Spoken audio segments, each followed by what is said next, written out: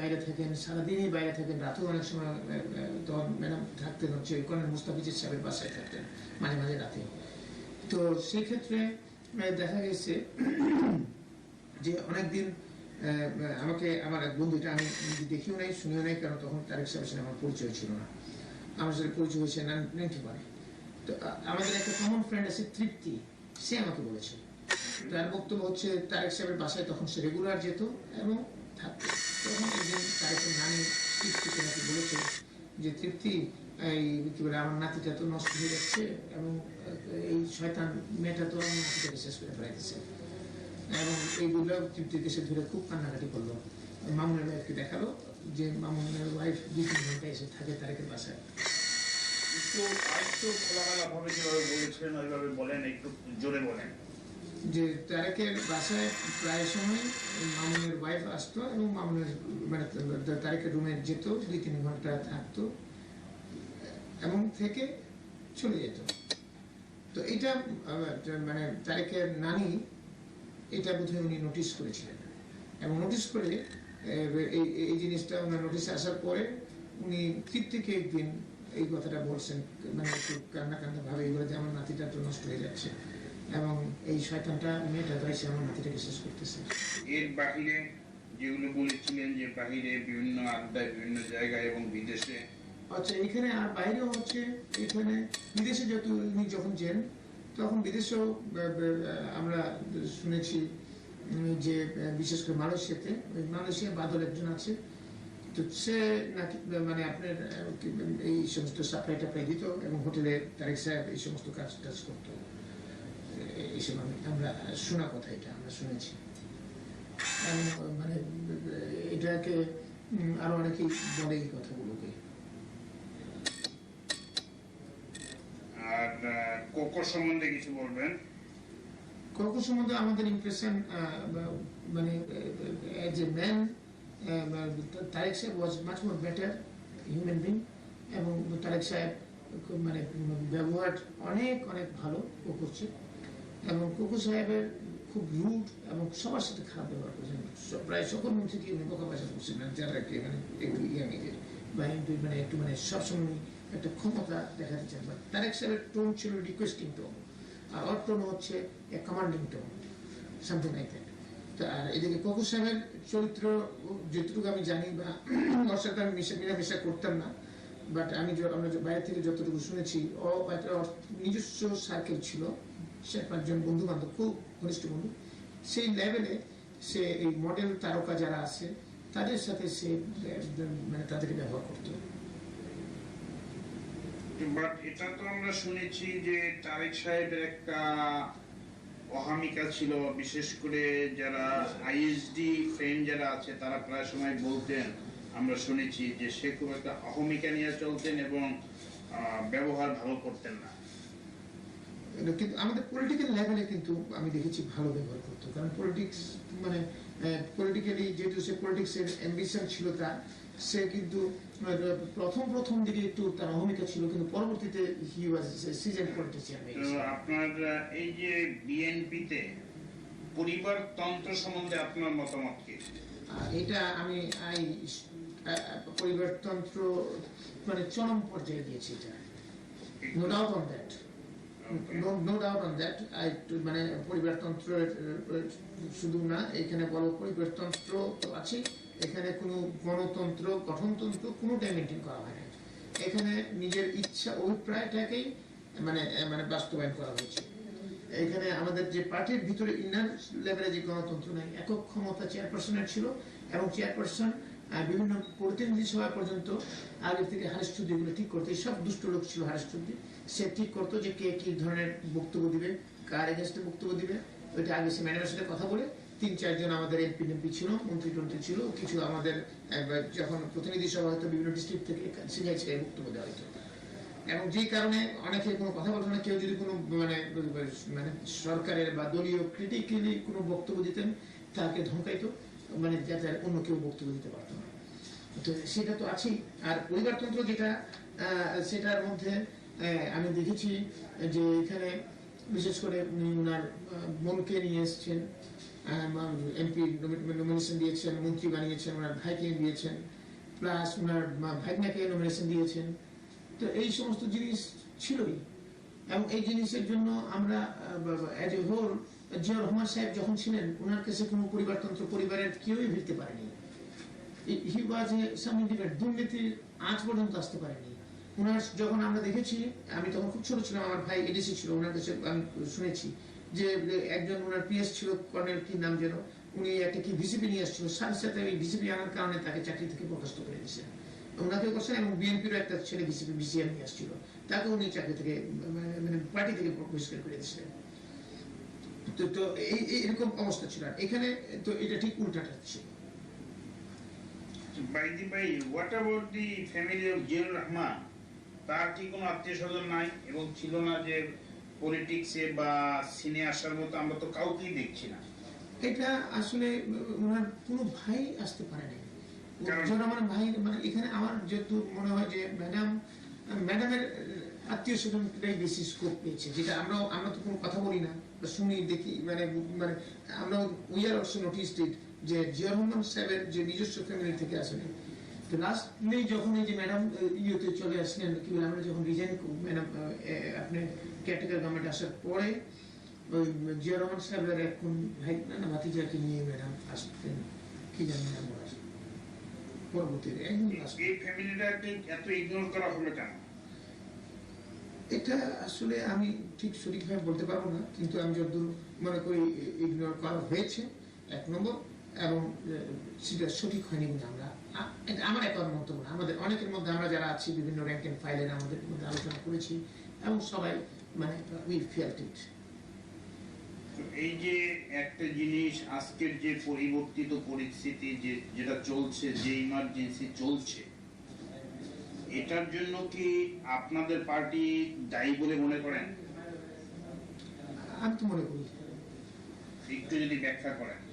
মানে I have got all the reasons to believe for it, এবং not only believe, আমরা ম্যাডামের সাথে কতবার করে কথা বলেছি এই জিনিসে। বিশেষ করে যেমন প্রথম অবস্থাতে আমি যাই যে 2 বছর extension of the chief justice, যিনি মানে হাসান সাহেব খুব ভালো মানুষ, উনি কিন্তু, আমি এই কথা বলবো না যে উনি যদি কোনোভাবে কেয়ারটেকার চিফ হলে বিএনপিকে ফেভার করতেন, I don't agree that, because he would have done the মানে best part of his job.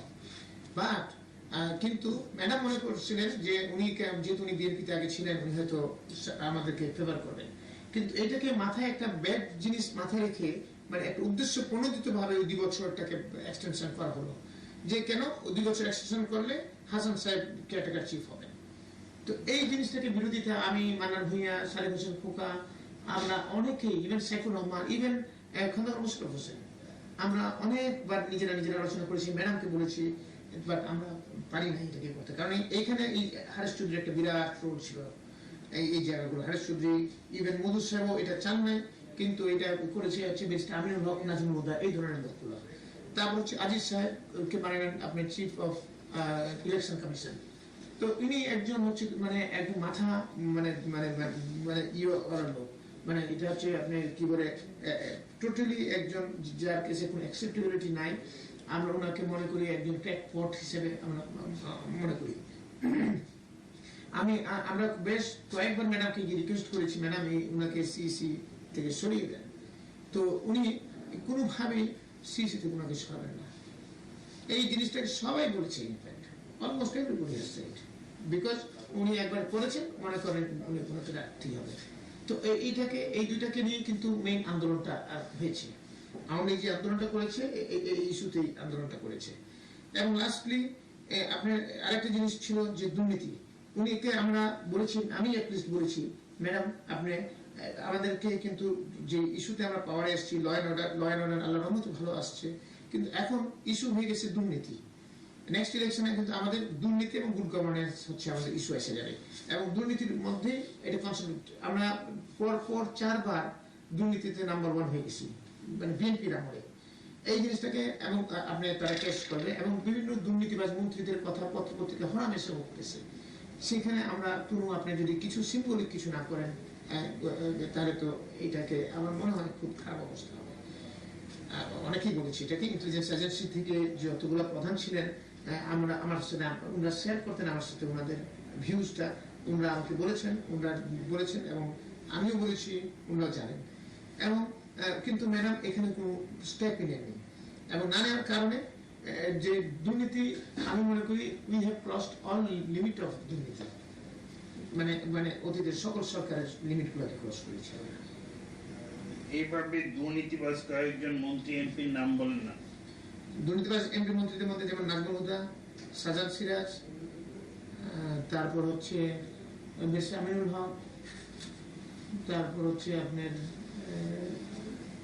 এমপিদের মধ্যে হচ্ছে আমাদের ফজলুল হক মিলন, তারপর হচ্ছে নাসিরউদ্দিন পিন্টু, মির্জা আব্বাস, মিন নাসির, আরো আছে, অনেক বলা যাবে, এটা অনেক বলা যাবে। এই যে ইলেকশনের জন্য যে আপনারা গো ধরে থাকলেন যে ইলেকশন করাতেই হবে, যেখানে অনেক ইউএন এর প্রেসার আসলো, বিভিন্ন দিকের প্রেসার আসলো, তারপরও আপনারা এটা একরোখা হয়ে রইলেন কেন?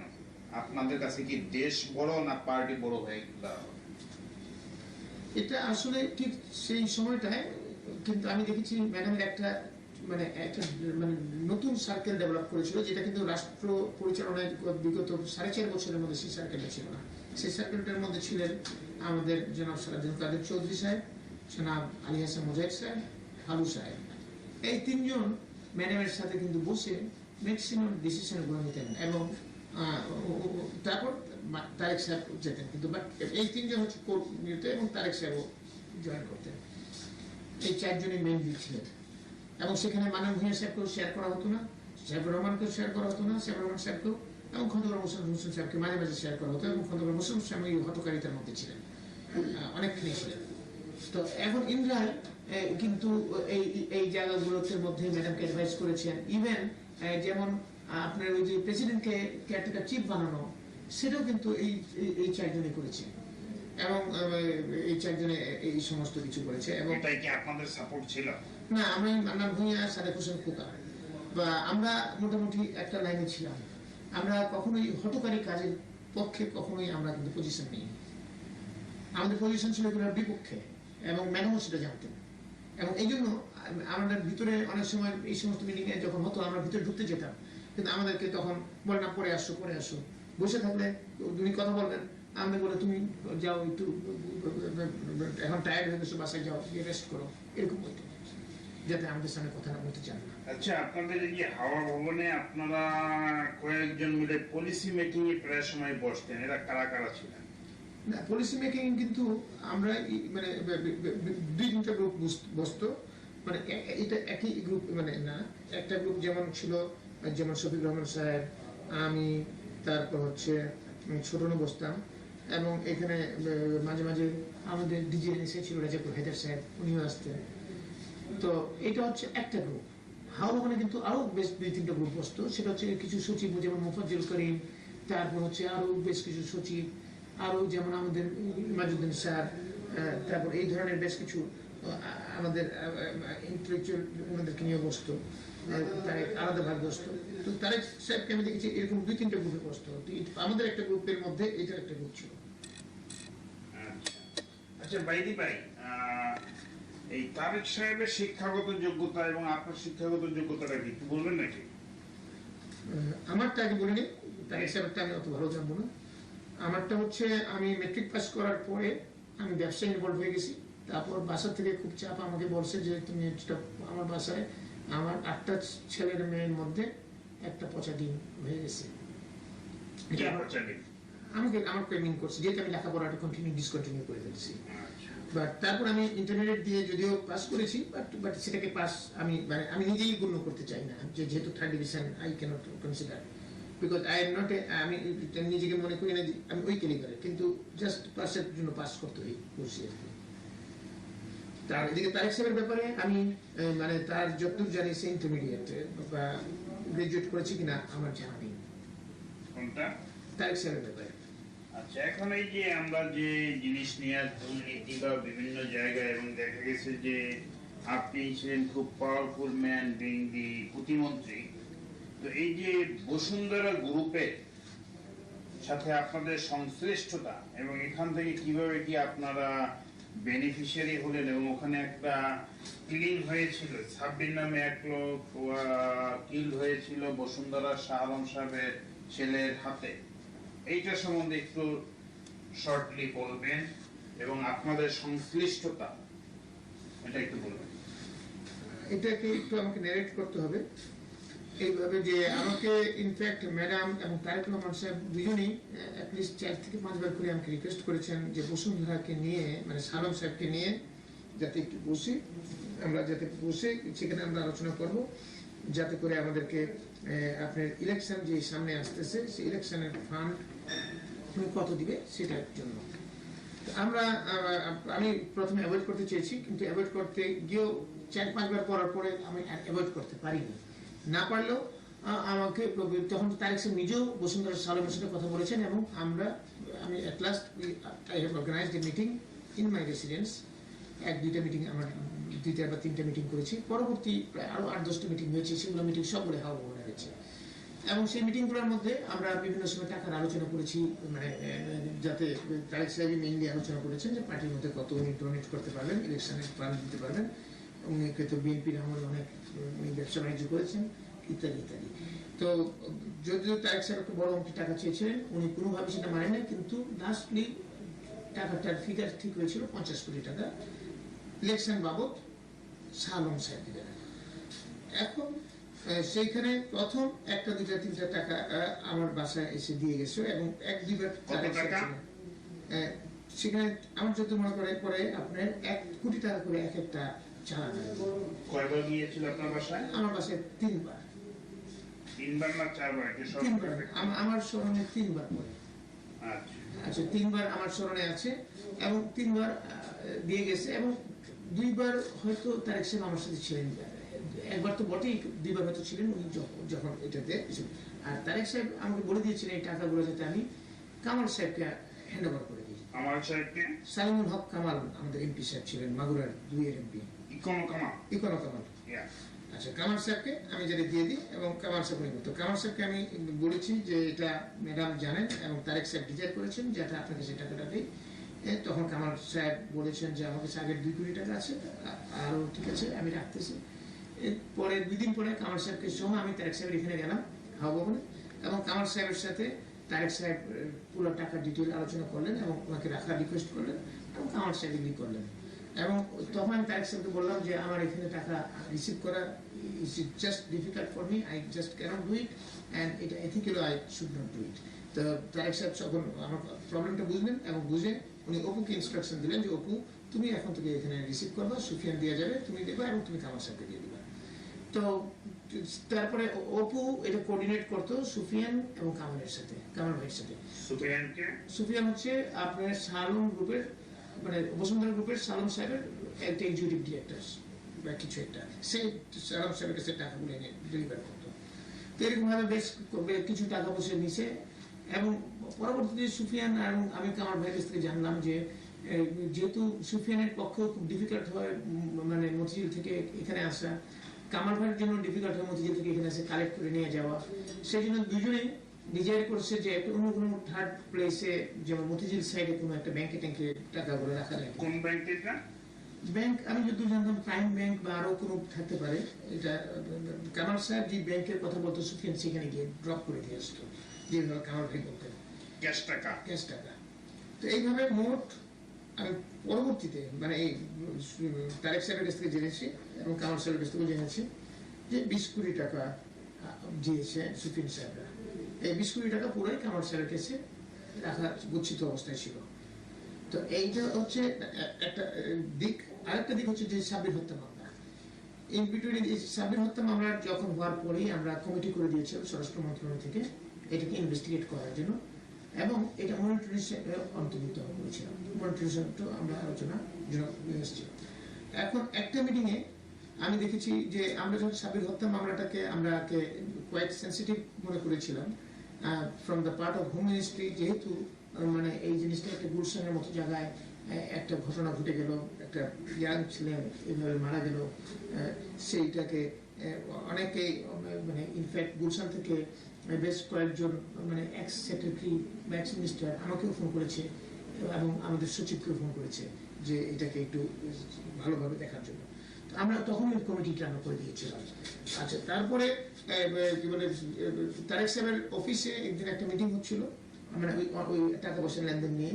সেই মিটিং এর এক পর্যায়ে সেখানে সালম, সুফিয়ান, আমি, তারেক সাহেব, মানে এই চারজনই আমার মনে করে আমরা চারজনই হয়তো ছিলাম আমরা সেই মিটিং এর মধ্যে। সেই চারজনই ছিলাম সেই মিটিং এর মধ্যে। আমি পরে ঢুকলে পরে আমি মানে মিটিং এ আমি জয়েন করছি, I am the last man to join in the meeting. তো ওইখানে যাওয়ার পরপরই আমি চেয়ারে বসার পরপরই মানে ইন দ্য ভেরি বিগিনিং বলার সাথে সাথে কি বলে মানে খুব অ্যাগ্রেসিভ টোনে এই কি বলে সারম আমাকে বলতেছে, আপনি একে কয়েকবার বলছি ইমিডিয়েটলি কয়েকবার কিন্তু সে আমাকে রিকোয়েস্ট করেছে টেলিফোনে এবং সুফিয়ানের মাধ্যমে যাতে আমি ওদের কেসটার সাবির হত্যা মামলাটাকে যাতে ফাইনাল রিপোর্ট দিয়ে দিই। ইভেন তারেক সাহেবকেও বলছে, তারেক সাহেব আমাকে একদিকে বলছে যে দেখা যায় কি করা যায়, বাবা ভাই একটু দেখেন না কেন ভাই, ওরা আমাদেরকে একটু সাহায্য করতেছে, একটু হেল্প করা যায় কিনা। আমি বলছিলাম যে দেখি তারেক সাহেবকে আমি অ্যাভয়েড করতে চেয়েছি। আর এদিক থেকে তো আমরা কাজ করে যাচ্ছিলাম এবং তখন কিন্তু সেটার আগে আমরা সারবের ভাইনাকে আমি ধরে ফেলছিলাম। আমরা সিআইডি পুলিশকে আমি খুব চাপ সৃষ্টি করছিলাম যে আপনার কেসের প্রগ্রেস হচ্ছে না, এবং তখন সিআইডি এডিশনাল আইজি খোদা বসছিলেন, তিনি ওর ভাইনাকে ধরে ফেলছিলেন। তখন ধরার পরেই এই সালম বলে হ্যাঁ আপনাকে ফাইনাল রিপোর্ট দিবেন, যেটা না করে উল্টা আরো আমার ভাইনাকে ধরে নিয়ে গেছে, তাকে মারধর করা হচ্ছে, ইত্যাদি করা হচ্ছে, কথা স্বীকারোক্তি আদায় করার চেষ্টা করা হচ্ছে, কি পাইছেন কি আপনারা ইত্যাদি। কে বলতেছিল এটা? সালম। Aggressive tone, in a very offensive tone, and I took a serious exception of it. I lost my total temper. আমি চেয়ার থেকে দাঁড়ায় গেছি, দাঁড়ায় গিয়ে with the top of my voice I have started shouted. I have told him that already I have done a favor, that আমি এখনো আপনার অফিসকে আমি লোক পাঠাই, অফিসের লোকজনকে ধরে আনি নেই বা বাসায় আরো অন্য ধরে নেই, just because of madam Tarek Rahman. Because madam Tarek Rahman আমাকে অলরেডি বেশ কয়েকবার আপনার ব্যাপারে বলেছে, but you have crossed all limits now, এবং আপনাকে আমি এখানে কিছু করার নাই, nothing to do with it. এবং এখানে একজন মারা গেছে, আরেকজন মেরেছে, একটা কিলিং হয়েছে, এই ক্ষেত্রে আমি কম্প্রোমাইজ করতে পারবো না। তো আমাকে তারেক সাহেব এই কথা বলার পরে তারেক সাহেব আমাকে টেনে টেনে নিয়ে বসাইলো পরে বুঝাতে চেষ্টা করলো, এবং পরে দেখি সুফিয়ান বলে যে এটা আপনি রাগ করছেন কেন, এত উত্তেজিত হয়ে গেছেন কেন, ইত্যাদি ইত্যাদি। পরে সালমও বলে যে ঠিক আছে, আই এম সরি, আপনি রাগ করেন না, ইত্যাদি ইত্যাদি, এরকমভাবে মিনিমাইজ করার চেষ্টা করলো, করে মিটিং ভেঙে চলে গেল। তারপরে পরবর্তীতে তারেক সাহেব আমাকে বেশ কয়েকবারই বললেন যে বাবর ভাই এটাকে এই কেসটাকে একটু আপনার করা যায় কিনা, কি বলে হালকাভাবে দেখা যায় কিনা। তাই বললাম যে আমার পক্ষে আমি দেখতেছি, মানে I try to avoid Tarique সাহেব, বিকজ ওনার সাথে আমি কথা না বলে আমি আমার কাজগুলো করতেছিলাম। এবং ইন দ্য মিন টাইম আমি খোদা বক্সকে বলেছিলাম যে খোদা বক্স সাহেব আপনি ইমিডিয়েটলি আগে এই ইয়েকে মানে মানে ভালোভাবে টাইট করেন, ভাইনা যাকে ধরছেন তার কাছ থেকে দেখেন আপনাকে তাকে ব্রেক করতে পারেন কিনা, ব্রেক করতে পারে পুরো ঘটনা প্রভাবিত হবে। বিকজ আমরা মানে ঘটনা প্রভাবটা আমরা পাচ্ছি না, আমরা বুঝি যে এটা মার্ডার হয়েছে, কিন্তু মার্ডারটা কেমনে, কে কিভাবে কি হয়েছে, এই ঘটনা প্রভাবটা আমরা পাচ্ছিলাম না। তারপর এট ওয়ান পয়েন্ট অফ টাইম তাকে র্যাব হেডকোয়ার্টারে নিয়ে যাওয়ার কথা আমি নির্দেশ দিলাম, র্যাব হেডকোয়ার্টারে নিয়ে ওইখানে রেখে আপনারা আলোচনা করুন। তারপর ওইখানে টোটাল টিম নিয়ে গেছে এবং নিয়ে ওইখান থেকে পুরো জিনিস বের করে নিয়ে আসছে, এবং সে পুরো ব্রেক করছে, ঘটনার প্রভাব বলেছে। এবং ওইখানে দুইটা মেয়ে ছিল, তারপর একটা ব্রোকার মেয়েগুলো সাপ্লাই দিয়েছিল, দুইটা না তিনটা মেয়ে। তারপর সেই ব্রোকারকে আমি অ্যারেস্ট করতে বলেছি, সেই ব্রোকারও স্বীকার করেছে। ওই মেয়ে দুইটাকে অ্যারেস্ট করতে বলেছি, সেই মেয়ে দুইটাও অ্যারেস্ট হয়েছিল, এবং মেয়ে দুইটাও সব স্বীকার করেছে, এবং সকলের স্বীকারোক্তি মিলে গেছিল। মিলে যাওয়ার পরবর্তীতে তখন ইন বিটুইন আমার উপর চাপ বাড়তে থাকে, দুটো পক্ষ থেকে চাপ আসতে থাকে। যখন চাপ বাড়তেছে তখন আমি খোদা বক্সকে জিজ্ঞেস করলাম যে চাপ তো আসতেছে তারেক সাহেবের কাছ থেকে, ম্যাডাম ইনডাইরেক্টলি চাপ দিচ্ছিলেন। তারপর এট ওয়ান পয়েন্ট অফ টাইম তো ডাইরেক্টলি চাপ দেওয়া শুরু করলেন যে আপনি কি চার্জশিট দিতে যাচ্ছেন নাকি। আমি বললাম চার্জশিট এটা তারেক সাহেব জিজ্ঞেস করেছেন আমাকে। তারপর হচ্ছে কি আপনার খোদা বক্সকে আমি তখন বললাম, বিকজ আমি দেখতেছি যে এটাকে আমি মানে এই চাপ কতটুকু আমি কন্টেইন করতে পারবো, মানে I had a doubt on myself at that point of time. তখন আমি খোদাবক্সকে জিজ্ঞেস করলাম যে খোদাবক্স সাহেব চার্জশিট পর্যায়ে যেতে কতটুকু আপনার সময় লাগবে বা কি পর্যায়ে আছেন আপনি? বলে যে স্যার চার্জশিট পর্যায়ে যেতে আমাকে ওই দুইটা দারোয়ানকে ধরলে আমরা টোটাল এভিডেন্স আমাদের কাছে চলে আসবে, তাহলে করোবরেশন সব হয়ে যাবে এবং আমরা একদম এটা স্কোয়ার আপ করতে পারবো। এমন যে ঠিক আছে দারোয়ানগুলো ধরেন, আর খেয়াল রাখবেন এই আলামত বা এভিডেন্সগুলো যেগুলো আছে, উইটনেস যা আছে একটাও যাতে নষ্ট না হয়, আপনি ভিডিও করবেন, টেলিফোনে কনভারসেশন রেকর্ড করবেন, এবং যাতে কোনো কারণে যদি আমার আইনে limitation as a political personality আমার লিমিটেশন আছে, যদি কোনো কারণে এই আমি মানে থাকা অবস্থায় চার্জশিট না দেওয়া সম্ভব হয়, তাহলে আপনি আলামত এভিডেন্স সবগুলো রাখবেন, আমি চলে যাওয়ার পর আপনারা চার্জশিট দেবেন, অ্যাটলিস্ট কেসটাকে কিল করেন না। এই কথাগুলো আমি খুব অবশ্যই দিয়েছি।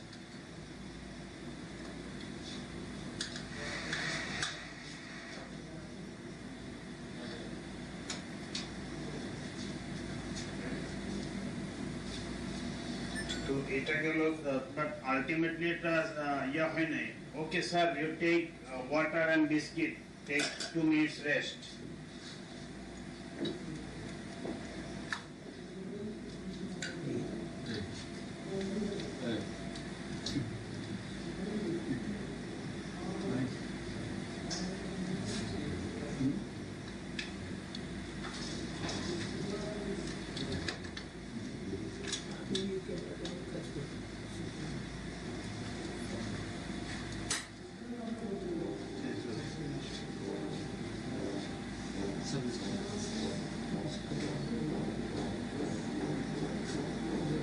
You are okay, sir? Yes, I am okay.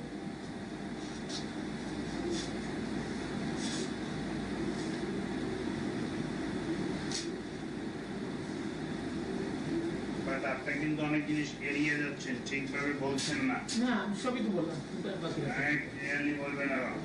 আমি সবই তো বললাম, কোনটা ক্লিয়ার, মানে কোনটাই তো আমার মনে হয় না যে বাদ দিলাম, সবই তো বলেছি।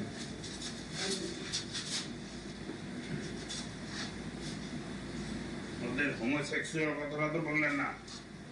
হোমোসেক্সুয়ালটা এটা তো মানে করেন একটা খুবই বুঝছেন না, এটা আমি তো বলছি যে ধরাধরি করে, মুখ করে তমুক করে, এই ধরাধরি করে এগুলো করছে কি?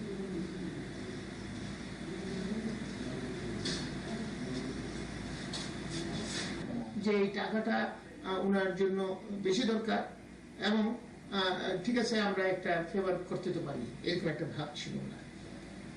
কারণ উনি যেহেতু আমাকে কয়েকবার রিকোয়েস্ট করেছেন, তখন আমি ভাবটা না করেছি। ব্যক্তিগতভাবে আপনি কি বেনিফিশিয়ারি হলেন এখান থেকে? না, আমি কোনো ব্যক্তিগত বেনিফিশিয়ারি। আপনার তো অনেক, আপনার নামে, আপনার ভাই বোনের নামে, স্ত্রীর নামে অনেক প্লট আছে। এই প্লট আমরা আগে নিয়েছি, এবং প্রত্যেকটা প্লট এটা যেখানে দিয়েছে আমাকে পি ব্লকে, যে ব্লকে হচ্ছে এখনো 20 পানি আছে, নাম্বার 1। নাম্বার 2, এটাকে 4 বছরে আমরা পেমেন্ট করতে হবে, এবং প্রতিটা ইনস্টলমেন্ট পেমেন্ট করছি। It was not a free plot. আপনি তো অক্টোবরের পরে আর কোনো পেমেন্ট করেন নাই? না, পেমেন্ট করেছি না, যেটা আমরা বসুন্ধরার কাগজপত্র দেখেছি আপনার পেমেন্ট একটাও আর করেন নাই। না না, আমার কাছে ডকুমেন্ট আছে, তো আমার অফিসে ডকুমেন্ট আছে, আমরা আরো বেশ কয়েকটা পেমেন্ট করেছি। তো এখানে স্যার এটা তো গেল, আর আপনি স্বরাষ্ট্র মন্ত্রী থাকাকালীন অনেক সাফল্য আছে, আমরা বলবো যে আপনি র্যাব সৃষ্টি করেছেন আর অনেক কিছু করেছেন, কিন্তু এখানে এই যে র্যাব এবং পুলিশের জন্য গাড়ি ক্রয়ে এখানে একটা বড় ধরনের অ্যানোমালিজ হয়েছে। এইটা করার কারণটা কি, এবং এতে আপনারা কে কিভাবে বেনিফিটেড হয়েছেন? ইনফ্যাক্ট স্বরাষ্ট্র মন্ত্রণালয়ে আমি চেষ্টা করেছি যে ফেয়ার থাকার জন্য, যাতে করে স্বরাষ্ট্র মন্ত্রণালয় কোনো ঘটনা থেকে ফেয়ার থাকতে আমি চেষ্টা করেছি। কিন্তু আমি ফেয়ার থাকতে চেষ্টা, আমি ব্যক্তিগতভাবে স্বরাষ্ট্র প্রতিমন্ত্রী হিসেবে স্বরাষ্ট্র মন্ত্রণালয় যে কোনো কর্মকাণ্ডে আমি ফেয়ার থাকার চেষ্টা করেছি। তারপরও এইখানে একটা মানে অ্যানোমালি হয়েছে, সেটা আমি অস্বীকার করবো না। অ্যানোমালিটাকে আপনাকে, কারণ এটাকে আরো প্রপার অ্যাটেনশন প্রয়োজন ছিল এটাকে দেওয়ার, যেটা আমি মনে করেন আপনারা যে কোনোভাবে ইনোসেন্ট মিস্টেকও বলতে পারেন অথবা মোটিভেটেড মিস্টেকও বলতে পারেন। বাট আমি মনে করি এখানে পরের কথাটা হয়তো আমরা ধরে নিতে পারি যে মোটিভেটেড মিস্টেক বা ইনোসেন্ট মিস্টেকটা আমরা নিব না। এই জন্য ইনিশিয়ালি যে টেন্ডারটা ওপেন করা হয়েছিল, ওপেন টেন্ডার সবাই পার্টিসিপেট করতে পেরেছে। তারপরে সেটাকে আপনারা 3টা ডেটে, আপনারা এটাকে 3 ডেটে এটা বিভিন্ন বিজ্ঞপ্তি পত্রিকায় দিয়েছেন। তারপরে আপনারা এপ্রিল মাসে টেন্ডারটা ওপেন করেছেন, এপ্রিলের পসিবলি 6th of এপ্রিল। সেখানে অনেকেই লোয়েস্ট হয়েছে। 2.5 মাস যাবত আপনারা কোনো ডিসিশন না দিয়ে 2.5 মাস থেকে 3.5 মাস হঠাৎ করে আপনারা রিটেন্ডার কল করেছেন এবং সেখানে আপনারা গাড়ির স্পেসিফিকেশন ফিক্সড করে দিয়েছেন। যেমন একটা উদাহরণ বলি, যে একটা গাড়ির আপনারা যেটা স্পেসিফিকেশন ফিক্সড করে দিয়েছেন যে রোড ক্লিয়ারেন্স 160 mm, কিন্তু দেখা গেল বিশ্বের বিখ্যাত গাড়ি লাইক টয়োটা, ইসুজু আর অন্যান্য গাড়ি, সেটা রোড ক্লিয়ারেন্স আছে 150 mm, অর্থাৎ 10 mm which is less than half a inch। এইভাবে করে আপনারা স্পেসিফিকেশন করে দিয়েছেন যাতে করে স্পেসিফিক একটা বা দুইটা গাড়ি, কোম্পানির গাড়িগুলো পার্টিসিপেট করতে পেরেছে।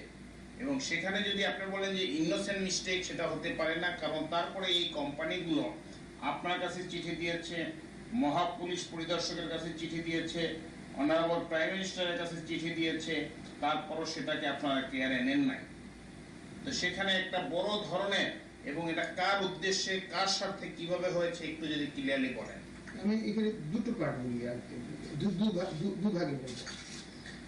একটা ভাগ হচ্ছে রিগার্ডিং যে কি প্রসেসে হয়েছে, আর একটা ভাগ হচ্ছে মানে এখানে তারেক সাহেব আমাকে একদিন বললেন যে যখন টেন্ডার প্রসেস হচ্ছিল সেই সময়টাতে, যে আমাকে বললেন যে বাবা আপনার তো অনেক ব্যাংকে লোন আছে, এই যত ভেহিকেল পারচেজ হবে এখান থেকে তো আপনার লোন পেমেন্ট হয়ে যেতে পারে।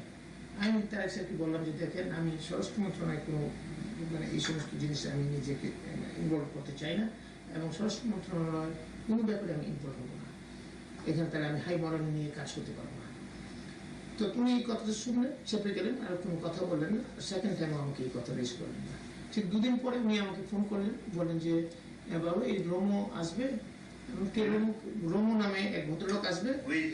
আমি বললাম কে রোমো? কে? বলে যে র্যাঙ্কস, যে মালিক রৌফ চৌধুরী সাহেবের ছেলে, র্যাঙ্কস মোটরস দেখে আপনি একটা অ্যাপয়েন্টমেন্ট দেন। তারেক সাহেব ফোন করছে, আমি অ্যাপয়েন্টমেন্ট মানে স্বাভাবিকভাবে আমাকে দিতে হয়, আমি দিয়েছি। এবং রোমো এসে আমার সাথে দেখা করেছে। দেখা করে সে আমাকে যে কথাগুলো বললো সেটা হচ্ছে, প্রথমে বললেন যে উনি সৌজন্যবোধ দেখালেন। দ্বিতীয়ত হচ্ছে বললেন যে আপনাকে তারেক সাহেব, আপনি জানেন যে আমরা, তারেক সাহেব বলেছে যে আমরা গাড়ি ব্যবসায় ইন্টারেস্টেড আছি, গাড়ি সাপ্লাই দিতে চাই। তো সেখানে আমি আর ফয়সাল ঘনিষ্ঠভাবে যোগাযোগ রাখছি কী বলে তারেক সাহেবের সাথে, এবং আমরা এই ব্যবসার মধ্যে ইন্টারেস্টেড হচ্ছে আপনার সহযোগিতা। আমি সেখানে আমার সহযোগিতা তো খুব বিশেষ কিছু নেই। আপনি যদি কোয়ালিফাই করেন এবং লোয়েস্ট হন আপনি পাবেন, যদি লোয়েস্ট না হন আমি চাইলেও আমি দিতে পারবো না, এবং এটা আমার খুব বেশি করণীয় কিছু নেই। তখন এটা চলে গেলেন রোমো এই কথাটা বলে। এবং পরবর্তীতে আমি জানতাম যে তারেক সাহেবের সাথে পুলিশ হেডকোয়ার্টারের বিভিন্ন র্যাঙ্ক অ্যান্ড ফাইলের সাথে ডাইরেক্ট কথা বলতেন, আইজি থেকে শুরু করে একদম মানে আগে থেকেই আমি জানতাম যে বিভিন্ন র্যাঙ্ক। আর যেহেতু স্পেসিফিক মোটরস হচ্ছে মোর্শেদ খানের, এবং মোর্শেদ খান ফরেন মিনিস্টার, সকল মানে বিভিন্ন র্যাঙ্ক অ্যান্ড ফাইলের অফিসাররা বাইরা ওনাকে একটু সমীহ করে, সেটা একটা পার্ট আছে। আর পাশাপাশি রিগার্ডিং দ্য স্পেসিফিকেশনের কথা যেটা বলেছেন, স্পেসিফিকেশনটা ইয়ে থেকে এসছে, পুলিশ হেডকোয়ার্টার থেকে আমাদের সেট ফর অ্যাপ্রুভাল, আমরা এটা অ্যাপ্রুভাল করে দিয়েছি। এখন এইখানটাই যে কথাটা আপনি বলেন যে এটা হচ্ছে ইনোসেন্ট মিস্টেক না, এটা মোটিভেটেড মিস্টেক। এখানে যে কথাটা যে স্পেসিফিকেশনের ব্যাপারে কিন্তু এআইজি ইএনটির একটা চিঠি আছে যেটা কোম্পানিগুলোকে দিয়েছে যে এটা মন্ত্রণালয়ের অনুমোদনকৃত এবং এখানে এটা পরিবর্তন করার পুলিশ হেডকোয়ার্টারের কোনো সুযোগ নেই। তো সেক্ষেত্রে এটাকে তো ধরেই নেওয়া যায় বা বোঝাই যায় যে এটা একটা ইন্টেনশনাল ভাবে এটা করা হয়েছে। আমি এটাকে আমি এইভাবে আমি বলতে চাই যে এইটা যে অনুমোদন আমরা করে দিয়েছি that is very right, but অনুমোদনের জন্য পুলিশ হেডকোয়ার্টার থেকে প্রস্তাবটা আসছিল আমাদের কাছে। আর যেটা এটা আসলে না, সেটাই কি আপনি মনে করেন না যে এত লেখালেখি হলো প্রাইম মিনিস্টারের না, কাছে, এই যে সেটাই আমি আসছি, বিভিন্ন ভাবে হলো, তারপরেও এটাকে কোনো কেয়ারে নেওয়া হলো না নির্দিষ্ট একটা বা দুইটা কোম্পানির গাড়ি নেওয়ার জন্য? না, এই জায়গাতেই আমি বলতে চাচ্ছিলাম যে ভেরি রাইটলি সেই যে এটা আরো ডিউ অ্যাটেনশন ডিমান্ড করেছিল, কিন্তু সেই ডিউ অ্যাটেনশন আমরা হয়তো ব্যস্ততার কারণে বিভিন্ন কারণে আমি অ্যাটলিস্ট দিতে পারিনি। এটা আমি আমার কথাই বলছি, আমি অন্য কারো কথা বলবো না এখানে। কারণ আমাদের কাছে এই যে কমপ্লেন গুলো আসছে, যে কোনো কমপ্লেন ডেইলি অনেক বিভিন্ন সংস্থা, আমাদের বিভিন্ন ডিপার্টমেন্ট আছে, সেই ডিপার্টমেন্টে পারচেজ হয়, প্রতিটা পারচেজের এগেনস্টই কমপ্লেন থাকে, কেউ না কেউ কমপ্লেন করে, যে পায় ভালো কথা, না পাইলে কমপ্লেন করে। কিন্তু স্যার এটা তো ছিল একটা বড় ধরনের পার্সেজ এবং একটা মেজর ডিসিশন, যে বাংলাদেশে বা বিশ্বের বিভিন্ন জায়গায় টয়োটা বা অন্যান্য গাড়িগুলো world wide, Toyota, Isuzu, Suzuki well known, but whereas আপনারা যে স্পেসিফিকেশন করেছেন সেখানে শুধু নিশান পেট্রোল ম্যাক্সিমাম এবং র্যাঙ্কস এর মাধ্যমে দেওয়া কিছু গাড়ি এবং হিউন্ডাই গাড়িগুলাই ঢুকতে পেরেছে। এখন আমরা যেটা হয়েছে, আমাদের কাছে যে কমপ্লেন গুলো আসছে, ইভেন প্রধানমন্ত্রী দপ্তর থেকে আমার সিদ্দিকী সাহেবও পাঠিয়েছেন আমাদেরকে ওই কমপ্লেনের লেটার গুলো। আমরা যেটা করি যে এই জিনিসটাকে আমরা মার্ক করে দিই সচিবকে অথবা জয়েন্ট সেক্রেটারি, রিলেভেন্ট জয়েন্ট সেক্রেটারিকে। Forget about that, what is your fair confession, যে এখানে কোনো কাউকে উদ্দেশ্য করে বা কাউকে কোনো সাপোর্ট দেওয়ার জন্য এটা হয়েছে কি না? হ্যাঁ, সেটা মানে ফেয়ার কনফেশন আমার মনে হয়, মানে এটা আমি I have goat reasons to believe also, because few things are very significant. এখন মনে হচ্ছে তারেক সাহেব আমাকে নিজে বলছেন যে আপনি লোন শোধ করতে পারেন এটা দিয়ে। আমি ইন্টারেস্ট যখন শো করি নাই, উনি 2 দিন পরে রোমোকে পাঠালো, রোমো আমাকে একই কথা বললো, তার বিজনেসের কথা বললো, এবং তারেক সাহেবের সাথে যে ফয়সাল এবং রোমোর একটা যোগাযোগ আছে সেই কথা বললো, এবং I have got reasons to believe that আমার মনে হয় যে এখানে তারেক সাহেবের একটা সংশ্লিষ্টতা থাকতে পারে। এবং এখানে তো এটাও জানা যায় যে স্যার এবি ব্যাংকে, যেটা মোর্শেদ খান সাহেব চেয়ারম্যান ছিলেন, এবি ব্যাংকে আপনার মোটা অঙ্কের লোন ছিল এবং সেটাও পেইড অফ হয়েছে। এটা totally wrong, this is a documented thing, আমি একটা বললেই রাইট হয়ে যাবে, এটা একটা কথা। আর হলো যে সেকেন্ড কথা হচ্ছে যে এটারও একটা মোটা অঙ্কের টাকা আপনার ভাইয়ের সিঙ্গাপুরের অ্যাকাউন্টে ওখানে পেইড হয়েছে, অথবা মালয়েশিয়া দুবাইতে ওখানে টাকাটা পেমেন্ট হয়েছে। It is totally wrong with due respect. কারণ কোন এক অ্যানাদার একটা জিনিস যে স্যার এটা একটু বলবেন, যে যেমন তারেক রহমানকে তো আপনারা জানতেন বা আপনারা সম্বোধন করতেন ভাবি প্রাইম মিনিস্টার, ভবিষ্যৎ প্রাইম মিনিস্টার। তো তার মতো একটা লোক আপনার লোন পেইড অফের জন্য যে অফারটা দিল একটা দুর্নীতির মাধ্যমে, তো যে দেশের প্রধানমন্ত্রী হবে সেই রকম একটা কাজ করেছে, সে ব্যাপারে আপনার তারেক সম্বন্ধে একটু মন্তব্য বলবেন? বলবো, আমি ওটাও বলছেন। এইটাকে আগে আপনার আগের প্রশ্নগুলোর একটু উত্তরটা দিয়ে তারপর ওটাতে আসছি। এখানে হচ্ছে প্রথম কথা হচ্ছে এবি ব্যাংকের লোনের কথা আমার যেটা বলা হলো, সে এবি ব্যাংকের লোন এখনো আমার প্রায় 3 কোটি টাকার মতো আছে। এই লোনটা আমার ছিল 5 না 6 কোটি টাকা, তো সেই লোন দিতে দিতে এখন 3 কোটি টাকার মতো আছে। তো সুতরাং যে কথাটা বলা হয়েছে বা পত্রপত্রিকা হয়ে এসছে, কারা কারা বলেছে যে আমার নাকি টোটাল লোন, তাহলে আমার এখনো আপনি যদি আমার ব্যাংক চেক করলে কিন্তু আমার এই লোনটাই এরকম ফিগার পাবেন, এই কিছু কম বেশি হলে হতে পারে। তো this is one point. Second point হচ্ছে মালয়েশিয়া বা সিঙ্গাপুর বা দুবাই আমাকে 1 ফার্দিং টাকাও আমি রিসিভও করি নাই, বা আমাকে কেউ দেয়ও নাই, বা আমি নেওয়ার আগ্রহ প্রকাশ করি নাই। এটা আমি আমার মানে একদম খুব মানে ডিউ রেসপেক্ট টু এভরিবডি, আমার একটা মানে অত্যন্ত সত্য কথা আমি বলছি। স্যার এই লোন থাকাটা ব্যাংকে, এটা একটা আপনাদের যারা বড় লোক বা যারা অনেক টাকা পয়সা আপনার ইনকাম করেন একটা ফ্যাশন। কারণ বসুন্ধরার মিস্টার শাহ আলমের যে শত শত কোটি টাকা বাইরে নিয়ে গিয়েছে বা বিভিন্ন ভাবে ইয়ে করেছে, তারও কিন্তু ব্যাংকে প্রচুর লোন আছে। It's a fashion. হাউএভার আপনি এখন ওইটা বলে যে তারেক সাহেব যে অফার দিলেন, and he wanted to be the prime minister of the country, যে একজন মন্ত্রীকে দুর্নীতিগ্রস্ত হতে সাহায্য করতেছে, এই ব্যাপারে আপনি একটু কমেন্ট করেন। এইখানে ওনার এই কমেন্টটা আমার কাছে মানে মানে খুব আপনি যে ফিলিংস থেকে বলছেন, যে স্পিরিট থেকে বলছেন, সেই স্পিরিট আমিও এথিক্যালি মনে করি এটা এই ধরনের হওয়াটা উচিত হয় না, এবং ইট ইজ ভেরি রংফুল। এবং এটা মানে একজন ভবিষ্যৎ যিনি প্রধানমন্ত্রী হতে পারেন উনি এইরকম কথা বলাটাই উচিত হয়নি ওনার। এটা মোটেও শোভনীয় না, এবং এটি টোটালি আনএথিক্যাল একটা জিনিস। ওনার এটা ব্যক্তি পার্সোনালিটি ওনার এই জায়গাটায় রক্ষা করেননি। সেক্ষেত্রে মনে করেন যদি ইলেকশন হয় আপনি কি তাকে ভোট দেবেন? না, তারেক সাহেবের সাথে তো এমনিতে আমার একটা ডিস্টেন্স হয়েছে, এবং আমি ভোটের প্রশ্ন যদি আসে আমি মনে করি for not for only this reason, for so many reasons আমি ওনাকে হয়তো ভোট দেব না। আচ্ছা, তো এই পুলিশ এবং র্যাবের ওয়্যারলেস ইকুইপমেন্ট কেনার ব্যাপারটা সম্বন্ধে একটু বলবেন কাইন্ডলি। ওয়্যারলেস ইকুইপমেন্ট কেনার সময় আমরা সব সময় একটা এক্সপার্টিস কমিটি করা হয়, কারণ এটার ব্যাপারে আমাদের কারোই খুব একটা ধারণা নেই, টেকনিক্যাল ম্যাটার্সের ব্যাপারে মানে কোনো একটা না কোনো ধারণাই নেই। সেই জন্য আমরা করি কি, একটা কমিটি করে দিই। এই যে কমিটির মধ্যে এফডিকে আমরা রিকোয়েস্ট করি যাতে তাদের মানে এফডি এয়ারফোর্স থেকে বা আর্মি থেকে তাদের সিগন্যাল ডিপার্টমেন্টের লোকজন 2-3 জন রিপ্রেজেন্টেশন আছে। স্যার ওইটা আর কি যে involvement of somebody. Yes,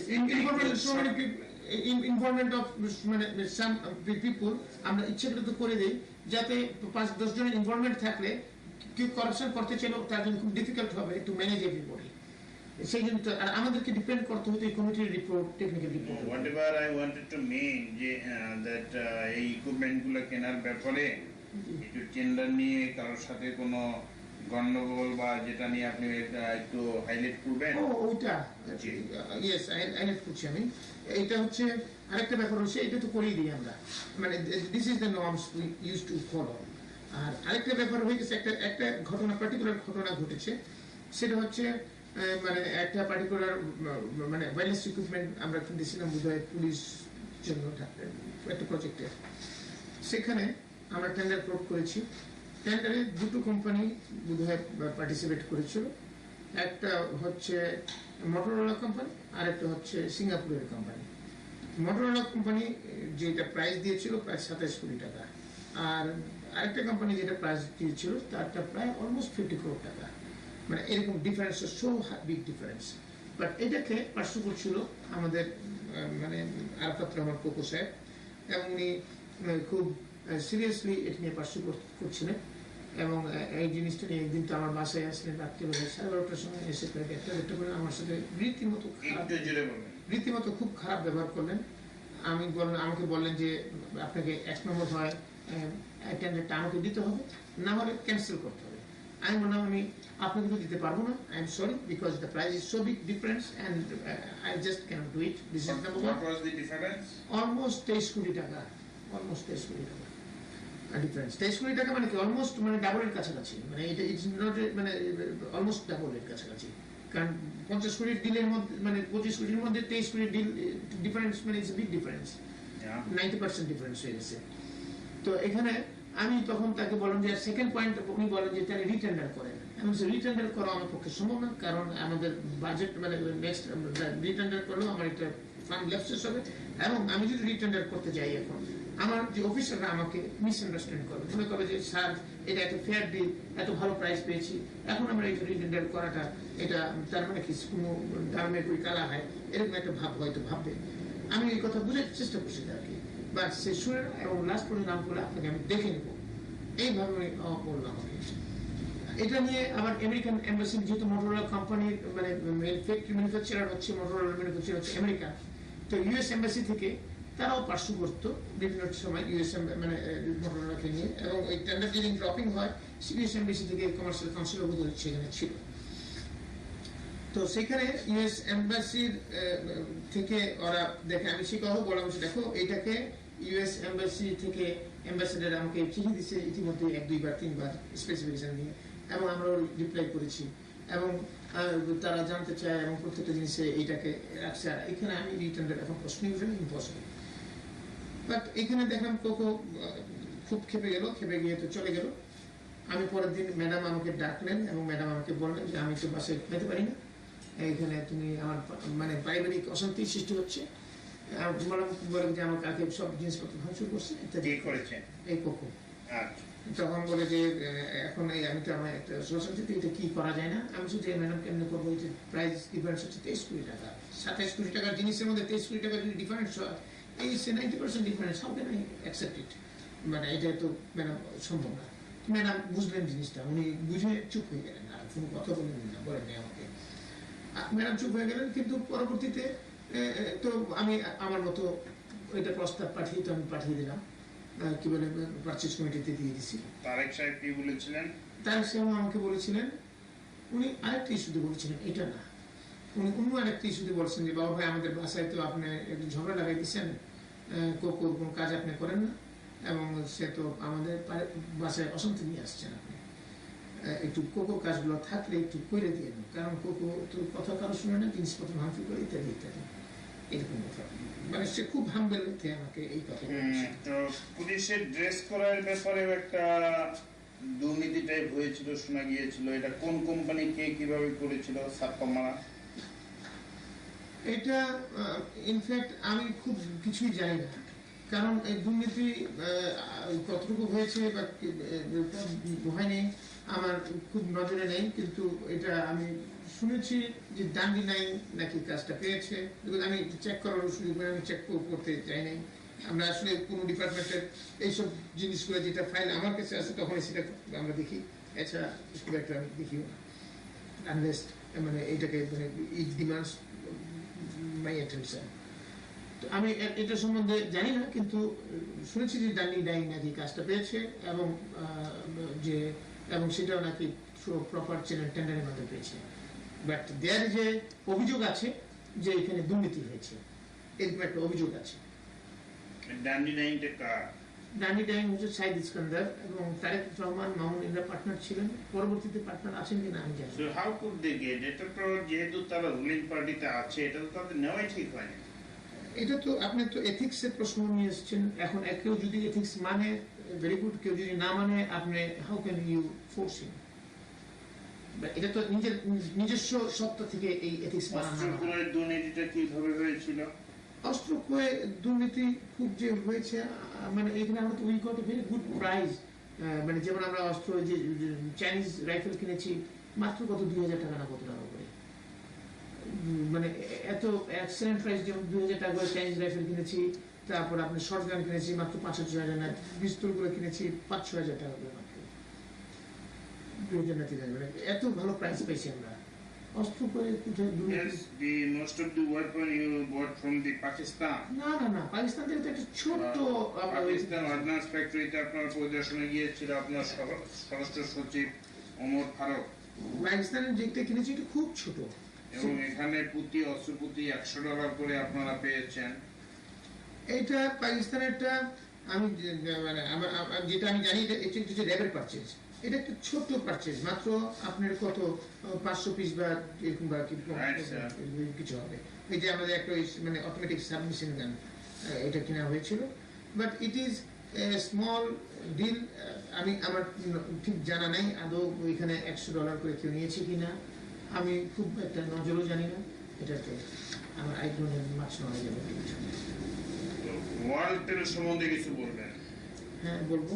yes, ওয়ালটেল ব্যাপারে ইনফ্যাক্ট 2005 সালের মার্চ এপ্রিলের দিকে নাইম মাহতাব নামে, যিনি এখন সিইও ওয়ালটেলের, তিনি আমার সাথে দেখা করেছিলেন এবং বলেছিলেন যে পার্টির জন্য 20% পার্টির জন্য একটা শেয়ার দিতে চান, তখন বলেছিলেন, এবং পার্টির জন্য একটা শেয়ার দিতে চান, এবং হি ওয়ান্টস দ্যাট আমরা ওনার লাইসেন্স হয়ে গেছে, he had the licence of মানে যে ল্যান্ড টেলিফোনের ফর ঢাকা জোনের জন্য, এবং he had the frequency everything. অনেক কিছু কিছু কাজ আগায় নিয়ে যাচ্ছে আর কাজগুলো আগাইতে পারছে না, যাতে একটা গভর্নমেন্টের বা পার্টির যদি একটা সাপোর্ট থাকে তাহলে কাজটাকে দ্রুত আগাইতে পারবে এবং করতে পারবে, এই ইত্যাদি ইত্যাদি। আমি খুব একটা অ্যাটেনশন দিই না, আমি দেখেন আই এম নট ইন্টারেস্টেড, এবং আমাকে বাদ দেন। তো উনি, আমি ওনাকে এইভাবে বলে বিদায় করে দিয়েছি। বাট ওই নাইম আবার সেপ্টেম্বর অথবা অক্টোবর ওই একই বছর 2005-এর সেপ্টেম্বর অক্টোবর, মানে অলমোস্ট 5-6 মাস গ্যাপ বা 4-5 মাসের গ্যাপে আমার সাথে দেখা করতে চান। কি বলে, আমার এক বন্ধু আছে সিঙ্গাপুরে থাকে, নাম হচ্ছে বাদুর সাহেব, তিনি আমাকে ফোন করলেন কয়েকবার যে যে বাবু ভাই নাইম, আমি শুধু দেখো নাইম আসবে যে কথা বলতে চাই, আমার খুব ইন্টারেস্ট নাই, আর ইসের মধ্যে আমি কথা বলতে চাই না। তখন উনি বলে যে বাবা একবার দেখা করেন। তখন আমি এক ক্লাস রাজি হলাম, বারবার ফোন করে আমাকে। তো রাজি হলে যখন নাইম আমার বাসায় আসলো, এবং বাসায় আসলে তখন আমি নাইমকে শুনলাম। সে দুটো জিনিসই আমাকে এমফেসাইজ করলো। একটা হচ্ছে যে উনি high profitability of the business, আরেকটা হচ্ছে যে আপনার এইখানে যে শেয়ার, সেদিন শেয়ারটা আমি শুনেছি যে পার্সেন্টেজ বলেছি 20%-এর কথা, 20% শেয়ার আমি দিতে চাই ফর দ্য পার্টি, এবং হাই প্রফিটেবিলিটি এসে এখানে সব কাজই আছে, একটু আমাদেরকে পুশ করলেই আমরা টেক অফ করতে পারি। তখন আমি একটু এনকারেজ ফিল করলাম এই কারণে, কারণ তারেক সাহেব আমাকে বলতেছেন আমাদের একটা পার্টির একটা রেগুলার ইনকাম একটা দরকার, যেটাতে 1-2 কোটি টাকা বা 3 কোটি টাকা মান্থলি ইনকাম আছে, যে এরকম একটা কিছু যদি থাকতো তাহলে আমাদের চাঁদা মান্দা নিতে হয় না, এরকম একটা কথা তারেক সাহেব আমাকে আগে বলেছিলেন। তো আমি তখন নাইমকে বললাম যে ঠিক আছে, যেহেতু পার্টির জন্য বলছেন, আমি তো in that case I need to talk with the madam and Tarique Rahman both, without having discussion with them I can't say you anything. তখন উনি বলল ঠিক আছে, আমরা কথা বল। তো আমি তারেক সাহেবকে গেলাম, ওনাকে বুঝালাম, উনি শুনলেন। শোনার পরে I found him he was so encourage, এবং উনি ইন্টারেস্টেড শো করলেন, এবং উনি তারেক সাহেব। তখন উনি এটা শুনে আমাকে বললেন যে আপনি আম্মুর সাথে কথা বলেন, একটু কথা বলে এটা আগাতে পারেন, তবে একটু শেয়ারটা একটু বাড়িয়ে নেওয়া যায় কিনা, 20% না আর একটু বাড়াতে পারেন কিনা। আমি বলছি ঠিক আছে, আমি দেখবো। তো আমি ম্যাডামের সাথে কথা বললাম, তারেক সাহেবের কথাও বললাম ম্যাডামকে যে ম্যাডাম তারেক সাহেব এই কথা বলছেন, এবং এইটা এই ম্যাডামও ইন্টারেস্ট শুরু করেছে, ঠিক আছে করো। ম্যাডাম আবার একটা অন্য কথা বললেন যে ওইটা ডকুমেন্টেডটা যাতে প্রপারলি থাকে, ঠিক আছে সেটা আমি দেখি। তো I have got the clearance from Tarek and madam both. Then আমি ইন বিটুইন হয়েছে কি, যে নাইম সাহেব আসার পরেই 1 দিন বা 2 দিন পরেই তারেক সাহেবের সাথে কথা বলার আগেই তুহিন সাহেব আসছিলেন। তুহিন সাহেব হচ্ছে তারেক সাহেবের খালাতো ভাই।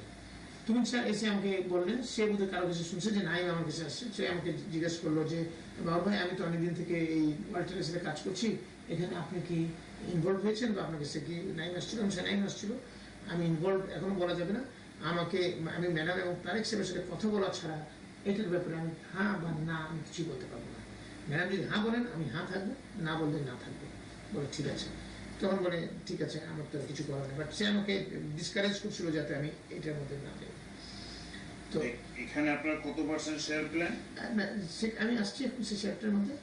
তারপরে যখন কি বলে নাইমকে বললাম, নাইম বলে যে বাবু ভাই আপনাকে আমি জানাবো শেয়ার, আমি একটু নিজের আলোচনা করে নিই।